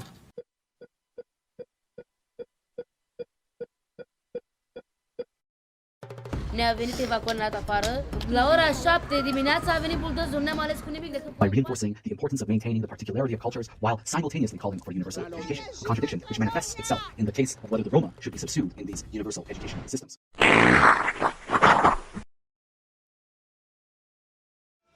The results of the recent European election confirmed a distinct shift to the right. In History and Illusion in Politics, Raymond Geuss reiterates similar views by highlighting how modern socio-political establishments are confused concomitants of several idealizations. Without even getting into the complications involved in their relationship to capitalism, Geuss meticulously argues how the various rationalizations behind concepts like the state, authority, legitimacy. No one, not even the president, monarch, or anyone else in power, can detain someone illegally. Once a writ has been filed, they need to bring the detainee in question, their body, before a court and allow that court to determine whether or not this person can legally be held. Liberalism, toleration, freedom, democracy, coercion, and human rights are conceptually incompatible. Though liberalism creates the fertile ground upon which the contradictions that sustain its own ideology, or perhaps we can say theology, can be critiqued, this potential also collapses unto itself when capitalism is seen as the root which sustains the whole project. Oh, we got a caller already on this one. Hello, sir. You must be a fan of Panzo to Panzanite. Yeah, hi. You should kill yourself. What's that? I said you should kill yourself. What you do is sort of unjustifiable. And you know it's unjustifiable. And you don't care. You're the definition of evil. Kill yourself. Okay, we're gonna sell this ring for just $37.95. How's that? I just read that the day shopping networks make most of their money is on the day seniors pick up Social Security checks. Kill yourself. We're about to race. Everybody line up. Shoulder to shoulder. Take off your backpacks. Basketball, line up. We're about to race. Hey, we are racing for a $100 bill. The winner of this race will take this. A $100 bill. Before I say go, I'm going to make a couple statements. If those statements apply to you, I want you to take 2 steps forward. If those statements don't apply to you, I want you to stay right where you're at. Take 2 steps forward if both of your parents are still married.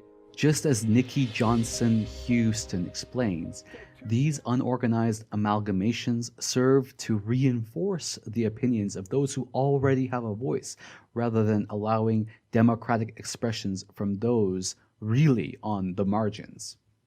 My problem with liberalism is that it's more concerned with policing people's language and thoughts without requiring them to do anything to fix the problem. white liberal college students speak of safe spaces, trigger words, microaggressions, and white privilege, while not having to do anything, or more importantly, give up anything. Therefore, if they were able to develop the necessary skills through an increase in their freedom, it would result in being able to do more, and as a result, be freer. To understand how increasing freedom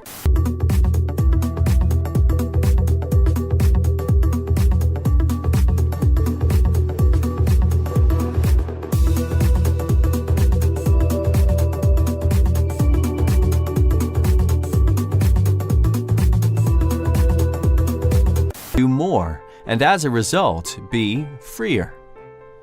To understand how increasing freedom as opposed to productivity in the long term will be more beneficial, let's look in on two companies. The first company wants to turn its employees into robots. They come in, do their job for as long as possible, and leave without having used many resources.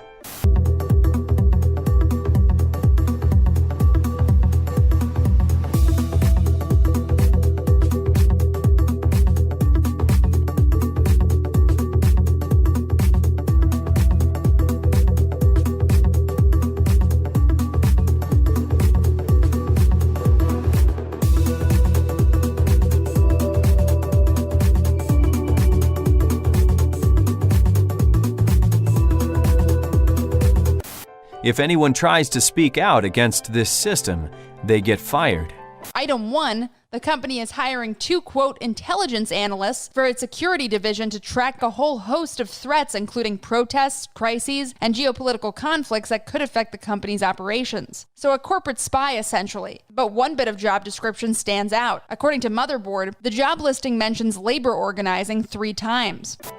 If anyone gets sick, they have no health care. There's not even any training. The managers hired by the company are all from other countries, and there is minimal bonding between the workers and managers that could lead to progression. Trying to force productivity in this manner has the opposite effect. Poor working conditions lead to below-average products and a high turnover of employees. The second company is a cooperative and focuses on making sure its employees are looked after. They have fair pay, holidays, and breaks. If workers protest, the issues are discussed and solutions agreed, leading to a happier workforce. If they are ill, they have health care and are back to work quickly. Employees can get promoted quickly, and the motivation means staff turnover is far lower. The second company follows Sen's model, trying to focus on freedom beyond income, with a greater focus on self-improvement and quality of life. Chances are, though, they will also perform better than those working at the unfree company. Sen argues this inclusive, open management structure has been proven to be a more effective way of creating freedom in the lives of people in developing countries. Be consistent on this. I don't think the law has any role whatsoever in banning race-based discrimination by private actors. I know that's controversial. It shouldn't be controversial in the sense that I think a lot of things are evil and people engage in evil things every day that I think the government has no business in regulating. With the election of Donald Trump, the dreams of liberalism were finally forced to come face to face with a cascade of unconscious feelings and biases. The political effects of how our limbic fear response systems, constantly scanning for threats in the environment, are prone to fire when strangers are abound, which occur in spite of, but also in addition to the endless negative culturally learned associations, had to be taken seriously.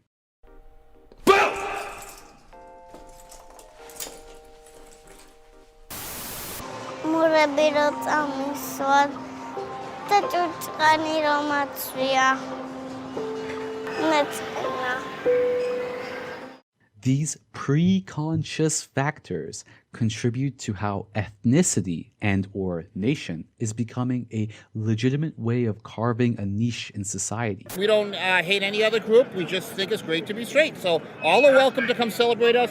We got our straight allies and our gay allies, and many are coming here to march with us in solidarity. There seems to be some unhappy Americans, though, in Well, the you're going to get that in all the time. Now, here we go. These people holding signs that say Nazis. We actually have a Jewish delegation, and we're allowing them to carry the flag from Israel, the Israeli national flag, because we love our Jewish brothers and sisters. So please don't listen to their narrative. It's a false narrative. What Shakil Chaudhry finds in Deep Diversity is that without regular and continued exposure to the other people and their differences, these biases can grow and reinforce themselves, which is particularly a challenge in our time of increased social isolation.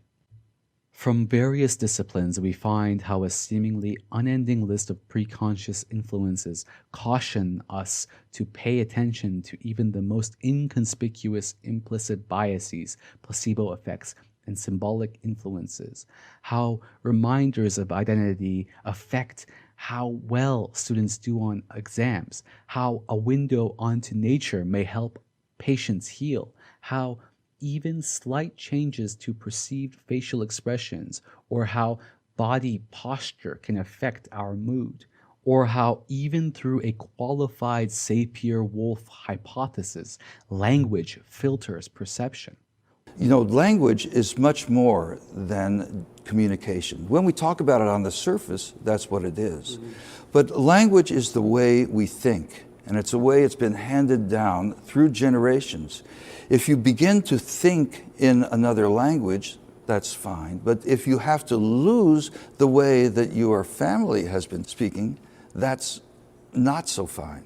That's losing who you are. And when we lose who we are, that's when we become this homogenized consumer of life rather than a citizen who comes from a place and knows who you are. Tied together. Being attuned to these forces again compels us to look beyond obvious forms of heterogeneity, and we become more sensitive to a benign homogeneity that pervades even the gradual alteration of how and what we are eating. Some of the processed foods that you love are made from the bits you don't like. Now, who would still eat this?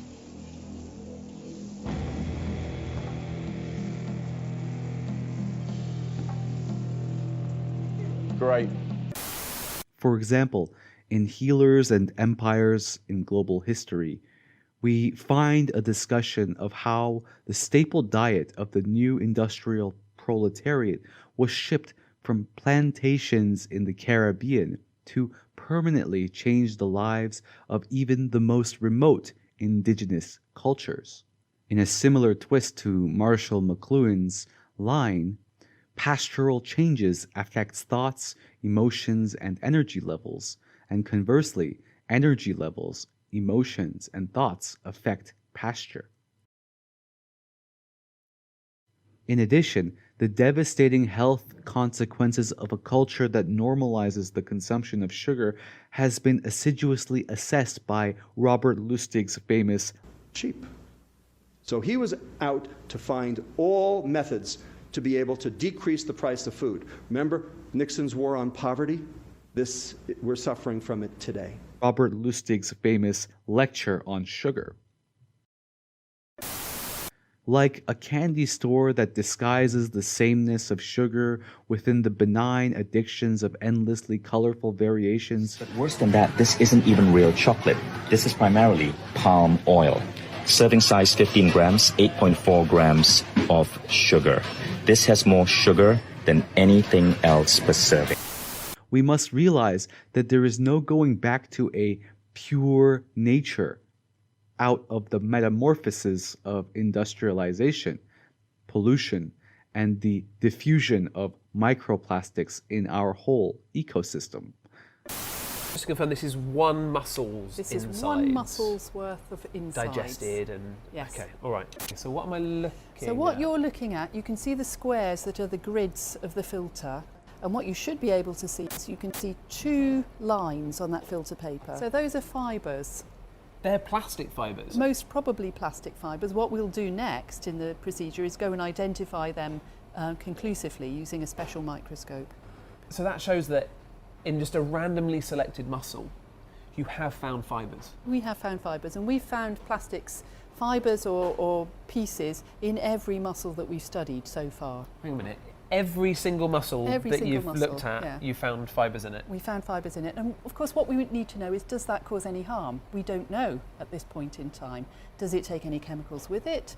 Does it harm the muscle in any way? How long does it stay in the muscle tissue before it's excreted or disposed of? So far, we can only guess what the health ramifications of the newer dietary changes are. You can put them in a salad, fruit salad, you can put them in a pie, yum. Any way you want to eat them, impossible to beat them. But bananas like the climate of the very, very tropical equator.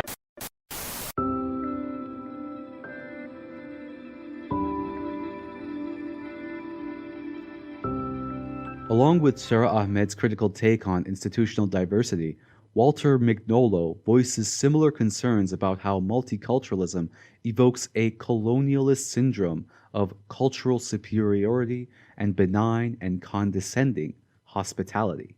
Airbnb bookings fell, Chesky held in-person meetings with employees to discuss what these new developments meant for Airbnb and their plans to go public. What was happening was a lot of anxiety was building among employees because a lot of them have stock options, and those are set to expire later this year, which meant that if they didn't go public this year, a lot of valuable options that employees hold would just be worthless. So Mr. Chesky really took it upon himself to reassure employees, to say, it's going to be okay, we are still very much going to list this year. Of course, I have nothing against the fact that your boss treats you in a nice way and so on. The problem is if this not only covers up the actual relationship of power, but makes it even more impenetrable. You know, if you have a boss who is up there, the old-fashioned boss, shouting at you, exerting full brutal authority, in a way it's much easier to rebel than to have a friendly boss who embraces you, or how was the last night with your girlfriend, blah, blah, all that body stuff, where then it almost appears impolite to protest. In a matter of days, by the end of March, he struck a more cautious tone. He held a video conference with employees where he said everything is on the table. The sudden collapse of the Airbnb economy that was a lifeline for many has also exposed deep cracks in the sharing economy. In truth, however, those who deliver food for Deliveroo, the company refers to them as riders, are not employed by the company, but are in fact each self-employed. And what this means, in short, is that in the eyes of the law, each rider, rather than being part of the corporate entity that is Deliveroo, is instead running their own one-person micro-business, to which Deliveroo subcontracts each customer's food order. Rather than being paid a set hourly wage for their work, then riders are thus paid a fee per delivery, reportedly around £4.50 per order as of 2018. And rather than the use of technology, it is this reconstitution of the relationship between workers and companies, away from a relatively stable relationship between employers and employees with a degree of ongoing contractual responsibility to one another, and towards a dynamic in which workers are merely contracted per individual task, which is the most significant development that the gig economy is presently fostering. See, this shift in the relationship between workers and companies has a number of consequences. If you think about it, Airbnb is really a property manager without the property risk. Unlike hotels that run and manage their properties, Airbnb doesn't own any of the properties. The pandemic has really held a mirror and has really made us all question the very fundamentals of sharing economy. Who takes on the risk? As a mentality that destroys the social structures of anything that comes in contact with it, Mignolo views multiculturalism as a component part of the logic of neoliberalism and its project to pacify resistance, fragment movements, and bring the excluded into global capitalism's all-consuming framework and structure. If I got paid for all of my emotional labor, I'd have like a lot of money. What do you make of the Republican response, the scattered Republican response? Senator Lindsey Graham, your colleague, said that he hopes the president would knock it down a notch. And he said he was highly critical. After referring to these women as communists. Look, if there's anything sadder than having a racist, bigoted president, it is seeing the collapse of the Republican Party, all right, in terms of suddenly becoming the Trump Party and living in fear. Trump, Bolsonaro, Johnson, these are the figures who believe that they can bully this virus, and they believe they can bully science in all kinds of ways. But of course, the pandemic doesn't bend to their will. Though liberals usually implicate traditionalists in their instrumentalization of fear, as can be seen in classic works like The Shock Doctrine by Naomi Klein, there has been also a general disavowal of their own repressions that work in a very similar manner. He has finally confronted some physical reality that he can't bully in the same way that he frankly bullies the stock market and has a lot of success bullying reality and has a lot of success bullying reality and has a lot of success bullying reality, but there's some reality that doesn't conform. As Corey Robin alludes in his work on fear, the ideals of liberalism were never really immune from fear-based and Malthusian zero-sum games. Liberal justifications of multiculturalism and heterogeneity may have been motivated by the same fear of the other, harnessed by divisive political figures, for fear is not antithetical to reason. It thrives on instrumental cost-benefit analysis. Robin views liberalism's ideals towards multicultural openness as always having been a manifestation of a rationale intended to pacify a threatening other. Even if it has unwittingly done so, from behind its ignored contradictions, liberal society has, in its own way, helped to cultivate these camp mentalities. You need some other thing when you got your thing. Now work on it. Now work on it. Now work on it. Now work on it. Now work on it. Now work on it. And I just want to say to the men of this country, just shut up and step up. Stand back and stand by. Try to keep the hose up to the top of the liquid level so that it's getting all of the floatable solids out of there. That's what can get out and clog the drain field. Oh man, because if we clog the drain field, then somebody would have to go in there and unclog it. Then you have to go in the tank. That's right. Well, that's not going to happen. Well, you won't have to go to the fitness center tonight. No, I'll just have to go straight to the emergency room. Bringing relief to those anxieties, some politicians have been able to galvanize crowds in a way that liberals and intellectuals have either failed or feared to address. Stirring up ancient limbic responses, strong men prop up their flags as a way of fending off strangers and defend purities from being consumed by endless ambiguities. The purity of the woman's body, the purity of the nation, and the purity of the ethnicity all need to be secured. This killer identified as an eco-fascist. He said that in his manifesto, wrote that in his manifesto. Talked about how immigrants were destroying Europe, destroying, the Christian world, and so on. This idea of purity and you're never compromised and you're always politically woke and all that stuff, you should get over that quickly. The world is messy. There are ambiguities. Clean. The Trump administration will continue to be the cleanest We need clean. We want clean. He wants clean. We want clean. I want clean. He wants clean. We want clean. Look, I want clean. And we do want. We want clean. I want clean. And we want clean. You know what? I want clean. Everybody agrees we want clean. That's what I want. Clean. The cleanest ever. Very important. Dude, we can't read an entire book in one weekend. Oh, that's too bad, dude. Maybe if you boys could keep your penises in your pants once in a while, you'd get more done. But teacher, my penis never slips out of my pants, except sometimes when I'm wearing pajamas. If you do not have an essay written on Monday, then you will fail. Is that clear? Dude, how are we supposed to read an entire book over the weekend and write an essay? Our whole weekend is shot. What the hell are we gonna do? You guys, relax. We don't have to read the book or write the essay. We don't? No. There's people you can hire to do these kinds of things.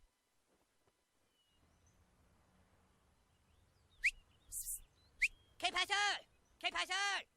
Looking for work? See? Trabajo?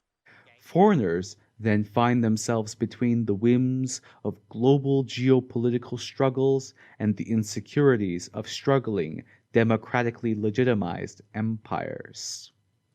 Governments impotent to strike at the roots of the existential insecurity and anxiety of their subjects are only too eager and happy to oblige. Dude, that is awesome. I had no idea you could do that. Oh yeah, dude, having Mexicans around totally kicks fucking ass.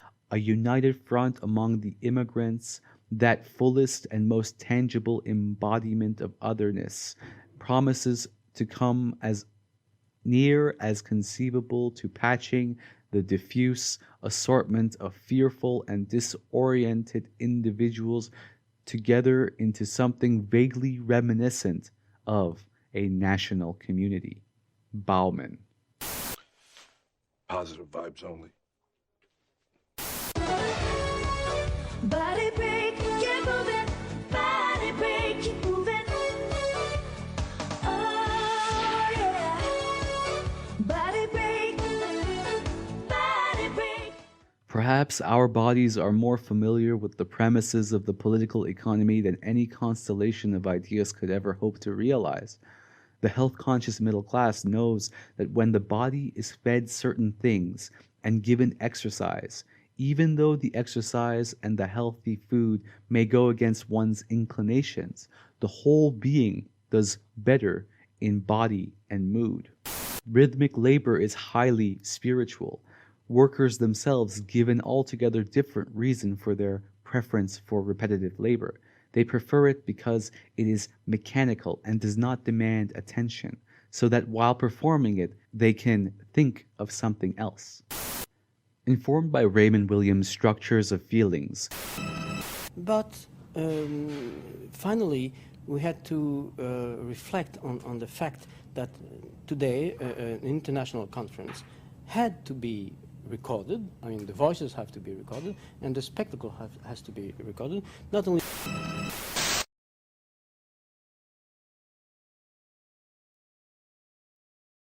I imagine that if we listen well to the dispersed clusters of voices in this aporetic wasteland, our body politic would hear how it is also becoming less and less satisfied.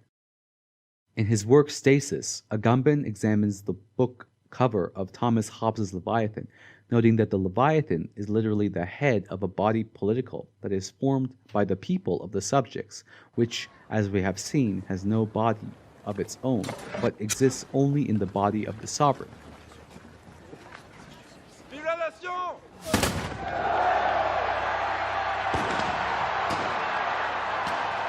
But this image derives directly from the Pauline conception present in many passages of the letters, according to which Christ is the head of, that is, the assembly of the faithful, and in anticipation to the work of desacralization, he says, if our hypothesis is correct, the image from the frontispiece presents the relationship between the Leviathan and the subjects as the profane counterpart as the relationship between Christ and the ecclesia, the body of followers. Saul Newman responds to this by saying it is precisely this process of secularization in which sovereignty consolidates its autonomy by dividing itself from religious authority and by subordinating it to its own power that is the central move of political theology.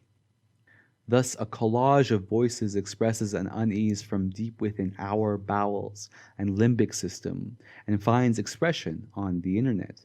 These primordial reactions periodically erupt into directionless political movements. A revolt from the gut creates a ritual arousal of ecstasy, as explained by Durkheim. We can find this in the Occupy movement, the ubiquitous yellow vest marches in France, as well as Trump's rallies. If there is a religious shape assumed by all convictions of crowds, then perhaps it can be said that the contagious effervescence evoked during the rituals of large crowds in sports stadiums, political protests, or even national holidays can influence something akin to a collective subjectivity. Trump does not hesitate when he says, I don't care how sick you are. Vote for Donald J. Trump. Very simple. Very simple. My gut tells me more sometimes than anybody else's brain can ever tell me. Politicians rise in the ranks by harnessing politically productive potential of these physiological and affective reactions.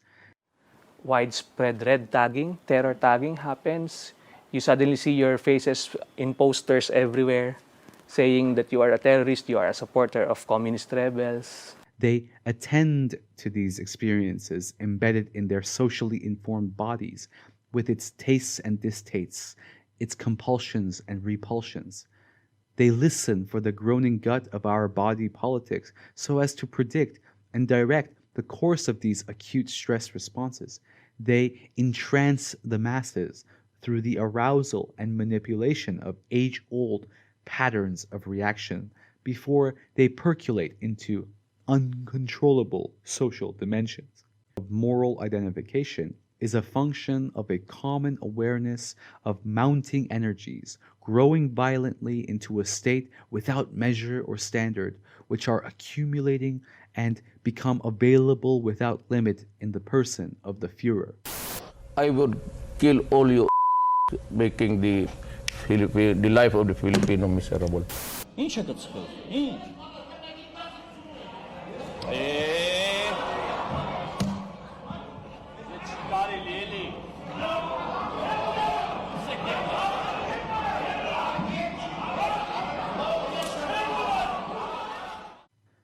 All that seems to remain when viewpoints and interests conflict is a reductionism articulated by the political science of realism.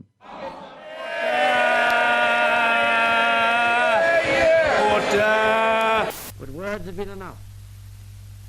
What we did do was to take police action at once. Action to end the fighting and to separate the army. This meta-narrative rears its head even between democratic states in conflict. Our friends inside the Commonwealth and outside couldn't, in the very nature of things, be consulted in time. You just cannot have immediate action and extensive consultation as well. But our friends are coming, as Australia and New Zealand have already done, and I believe that Canada and the United States will soon come, to see that we acted with courage and speed to deal with a situation which just could not wait. The 1956 Suez Crisis, typically viewed as the British Empire's last fling of the imperial dice, where British concerns were trumped by those of the United States, serves as a 20th century example of an ancient peering into the tensions involved between conflicting interests. Glory, have you gone mad? There is no glory to be had now. Only retreat or surrender or death. Well, that's an easy choice for us. Labeled as Thucydides' trap, conflict is always a possibility when great powers threaten to displace one another, even amongst allies. The Suez Crisis can perhaps be seen as a major indicator of the global unipolarity to come, in the guise of a Washington consensus, exporting a policy trifecta of deregulation, free trade, and increased privatization.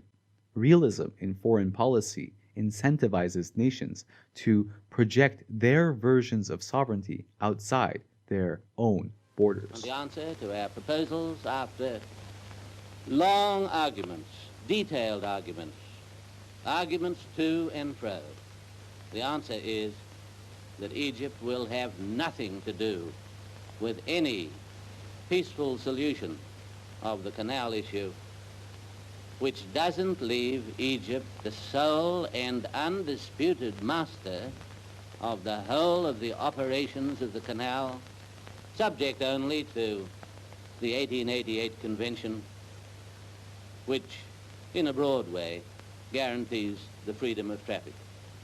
A freedom, of course, which could be set on one side with the greatest of ease by political management. A political management which we sought to avoid by having a guaranteed non-political management. Labeled as Thucydides' trap, conflict is always a possibility when great powers threaten to displace one another, even amongst allies. The Suez Crisis can perhaps be seen as a major indicator of the global unipolarity to come, in the guise of a Washington consensus. Or trade-related intellectual property rights. These rights are a protection for innovation, making sure that those who have developed new concepts or technologies are fairly compensated for their contribution. But the problem is that TRIPS imposes rules that heavily favor advanced countries over developing ones. They allow advanced countries to maintain a monopoly on technology that developing countries are ultimately forced to buy at nearly unaffordable prices. There is a classic and tragic example of these property rights in relation to medicine. A study published in the International Journal of Health Services in 2015 found that the stronger intellectual property rights were for important drugs, the harder it was for people in poor countries to access them. In other words, TRIPS made it harder for poor populations in the developing world to receive treatment they needed. Because TRIPS doesn't allow generic alternatives to patented medicine, the only way to get the right drugs is to pay ridiculous amounts of money to have them. The second major aspect of free trade agreements is the freeing up of capital flows. The argument here is that allowing investments to move across borders without barriers should bring prosperity to all, a win-win situation. The problem is, unregulated capital flow becomes a serious liability in the event of inevitable financial crises or even periods of low stability. Naturally, this hurts weaker and less developed economies more. A military regime headed by Pinochet was willing to switch the organization of the economy from a top-down to a bottom-up performance. And in that process, a group of people who had been trained at the University of Chicago in the Department of Economics, who came to be called the Chicago Boys, played a major role in designing and implementing the economic reforms. The real miracle in Chile was not that those economic reforms worked so well. Chile is by all odds the best success story in Latin America today. The real miracle is that a military junta was willing to let them do it. Look what is happening in China now. I mean, it is still a communist power. In this combination, communism with capitalism, are you aware what the Chinese communists achieved? Something absolutely unique, never in the history of mankind, I think. Did you have such a tremendous economic development in just a couple of decades? And do you know what they did? To simplify it very much, leftists hate two things. On the one hand, this wild capitalist competition market. On the other hand, strong authoritarian state which controls, regulates everything. The Chinese have combined the two, the worst, in an extremely successful way. So what to do here? It's a very difficult question. Exporting a policy trifecta of deregulation, free trade, and increased privatization. Realism in foreign policy incentivizes nations to project their versions of sovereignty outside their own borders. You talk mighty big against an empty holster, mister. I suppose now you'll talk even bigger against my empty gun. I did my talking and acting 2 years ago when we put you away in the Pecos County jail. And I did my talking when I swore that when my time was up, no county would be big enough to hold us both. My throat's kind of dry, but I reckon I can postpone my drinking until you get a reload. But I'm a betting that you won't show. I'm going to take that bet. Unlike in feudal societies where the ruling authority's ability to control its population would disperse outward from a central citadel, the extremes of unadorned authority in contemporary renditions of the Westphalian state can be found on the borders at the periphery of their jurisdictions instead. I think that concludes our treaty. Gentlemen, a toast. Peace in Europe. Peace in Europe. Excellent. Excuse me. Oh, what is it now? Why are you interrupting? Forgive me, Ambassador, but What about Luxembourg? Developed after the 30 Years' War with the Treaties of Westphalia in 1648, the Westphalian state is an idea of sovereignty where European states would possess a monopoly of the legitimate use of physical force within their mutually recognized territories. This form of governance would become as far-reaching as the world wars and would fundamentally transform the social structures of many soon-to-be nations. For example, societies in the Middle East, which were historically tolerant and had their own institutions for negotiating with the nomadic tribes that would move in and out of their jurisdictions, were soon thrown into wholly novel negotiations of dominance with regards to more centralized forms of political association. Centralization is a necessity since every neighboring power has also acquired this form of governance, and they may use their newly found political might against us. Comparable narratives can also be found throughout the world, but we can also point to how, on the African continent, histories of socio-political and cultural dynamics were confronted with attempts towards centralizing authority and implanting the paradigm of geographic borders. The emperor to her capital. This is his first visit for many years. He was last in this country as a refugee after Mussolini's troops had invaded his kingdom. This Westphalian ideal became most palpable for me from behind a chain fence while volunteering in a refugee camp, where I became witness to how two state leaders would meet to discuss issues that no one else was privy to in the middle of a no man's land between the borders of Serbia and Bulgaria. Hearing the musings of Balkan ghosts from the locals reminiscing about similar migration crises during Yugoslav wars became another iteration of a particular reach towards the universal, another opening that allowed me to peer into and distinguish between the ruptures of disparate, intersecting and overlapping layers of personal, historical, and intergenerational wounds. The most exterior symbolic location of political influence in modern times, as a novel form of political administration, population management, warfare, and coerced labor, had become encapsulated by terms like refugee camps, detention centers, or, most ominously, re-education centers. Such formations at the environs of modern societies are the epitome of how state administrators decide the fate of bodies. One does not need to go to Guantanamo to confront nothing but pure life without mediation. For the camp is the epicenter of nomos, the state of exception. In the embattled public sphere, Salah bin Habib extrapolates from the ideas of Habermas, Hannah Arendt, and John Rawls in order to characterize this aporic state of exception as a fundamentally problematic rift that separates various approaches to account for and engage with what is called a public sphere or civil society, with viewpoints that, for example, simply refuse to participate in good faith. So I think we are at a very troubled moment as far as political culture is concerned, and so the vocation of the political philosopher becomes more and more difficult. I mean, we are part of, I would say, the process of collective cultural reflection. Successful innovation really depends on being in the right place at the right time. But what if we don't know when the right place or the right time is? It seems like stability has vanished. The result of these uncertain changes causes a deep fear for the future. But why are we so afraid? It's tricky to control things when they're in constant motion. Have you ever tried to capture steam in your hands? Let me save you some time. It's completely impossible. The gaseous particles in steam are moving at random, with no pause. Similarly, with liquid modernity, you can watch a stream of events pass by, but diverting their path is hopeless. There can never be a standstill, no pause button. Even if you take a deep breath to try and slow down the minutes in your day, liquid modernity speeds them up. Because a lot of these fundraisers, you know, it's a scam. This whole thing with the PACs, super PACs, is a scam. and they control every person except me. No, it's true. And I don't know, frankly. Let me sign this book. Zygmunt Bauman describes this as a pathology in liquid modernity.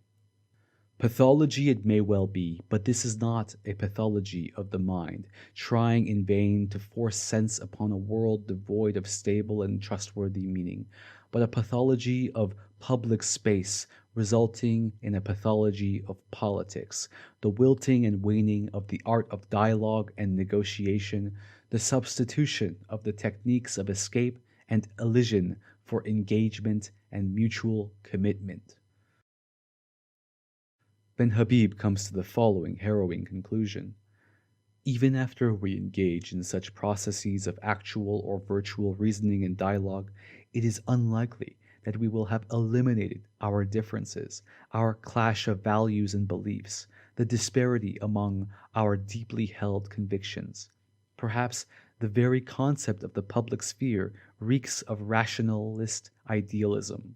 It seems to presuppose transparent selves that can know themselves and each other. This unspeakable act on the United States has really forced me, however, to rely on my moral compass, my conscience, and my God for direction. September 11th changed the world. Our deepest fears now haunt us. Yet I am convinced that military action will not prevent further acts of international terrorism against the United States. This is a very complex and complicated matter. At this point, we can see that postmodernist skeptics like Jean-Francois Lyotard, who question any method of universalizability,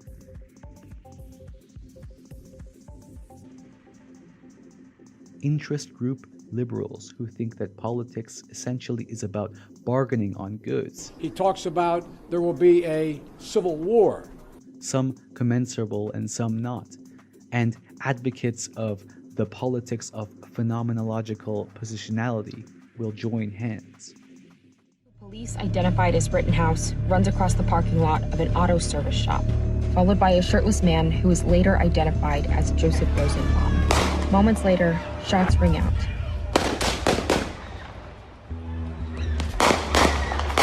And the shirtless man falls to the ground. A figure who appears to be Rittenhouse continues running. Seconds later, he comes back into view, and bystanders arrive to help the victim. Rittenhouse can be seen standing by the body making a phone call.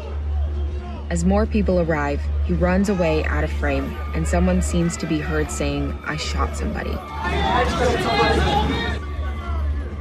At 11:49, multiple videos show Rittenhouse running down the street as a pursuer tries to hit him. Rittenhouse is being chased by several people when he appears to stumble and falls to the ground. While on the ground, police say he fires at least 4 shots, striking 2 people. Anthony Huber is shot and lies motionless in the street. Gage Grosskreutz is shot in the arm and appears to be holding a handgun, according to the criminal complaint. Rittenhouse gets up and runs down the street as police arrive at the scene. People in the crowd can be heard yelling. Rittenhouse raises his hands while his rifle hangs around his torso, and a number of police vehicles drive past him. He walks towards a squad car, which is parked near the First United Methodist Church. This is the last time we see him on video ABC News obtained. Rittenhouse was not arrested that night in Kenosha.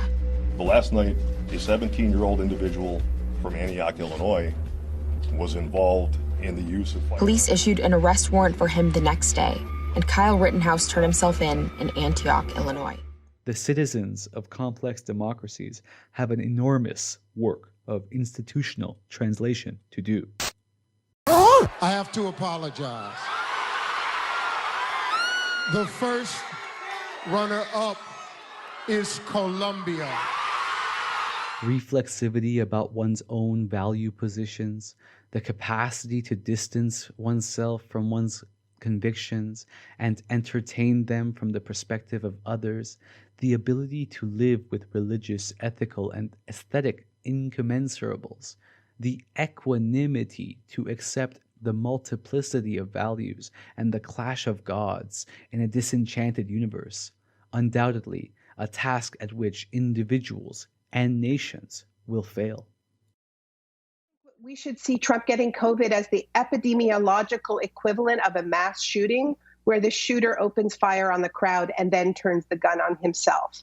This is not a tragic accident. It is a crime scene and should be treated as such.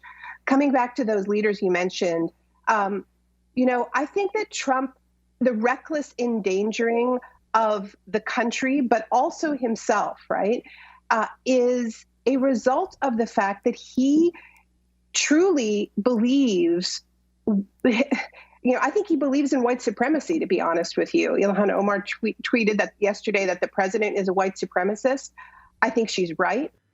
The weakness is that civic participation, or the Hegelian Volksgeist, presupposes an obligation to reverse perspectives, which, because of its epistemic dimensions already implicit in the Kantian moral principle to act in such a way that the maxim of one's actions could be a universal law for all, reveals an aporia that lies behind what the public sphere needs to assume in order to exist.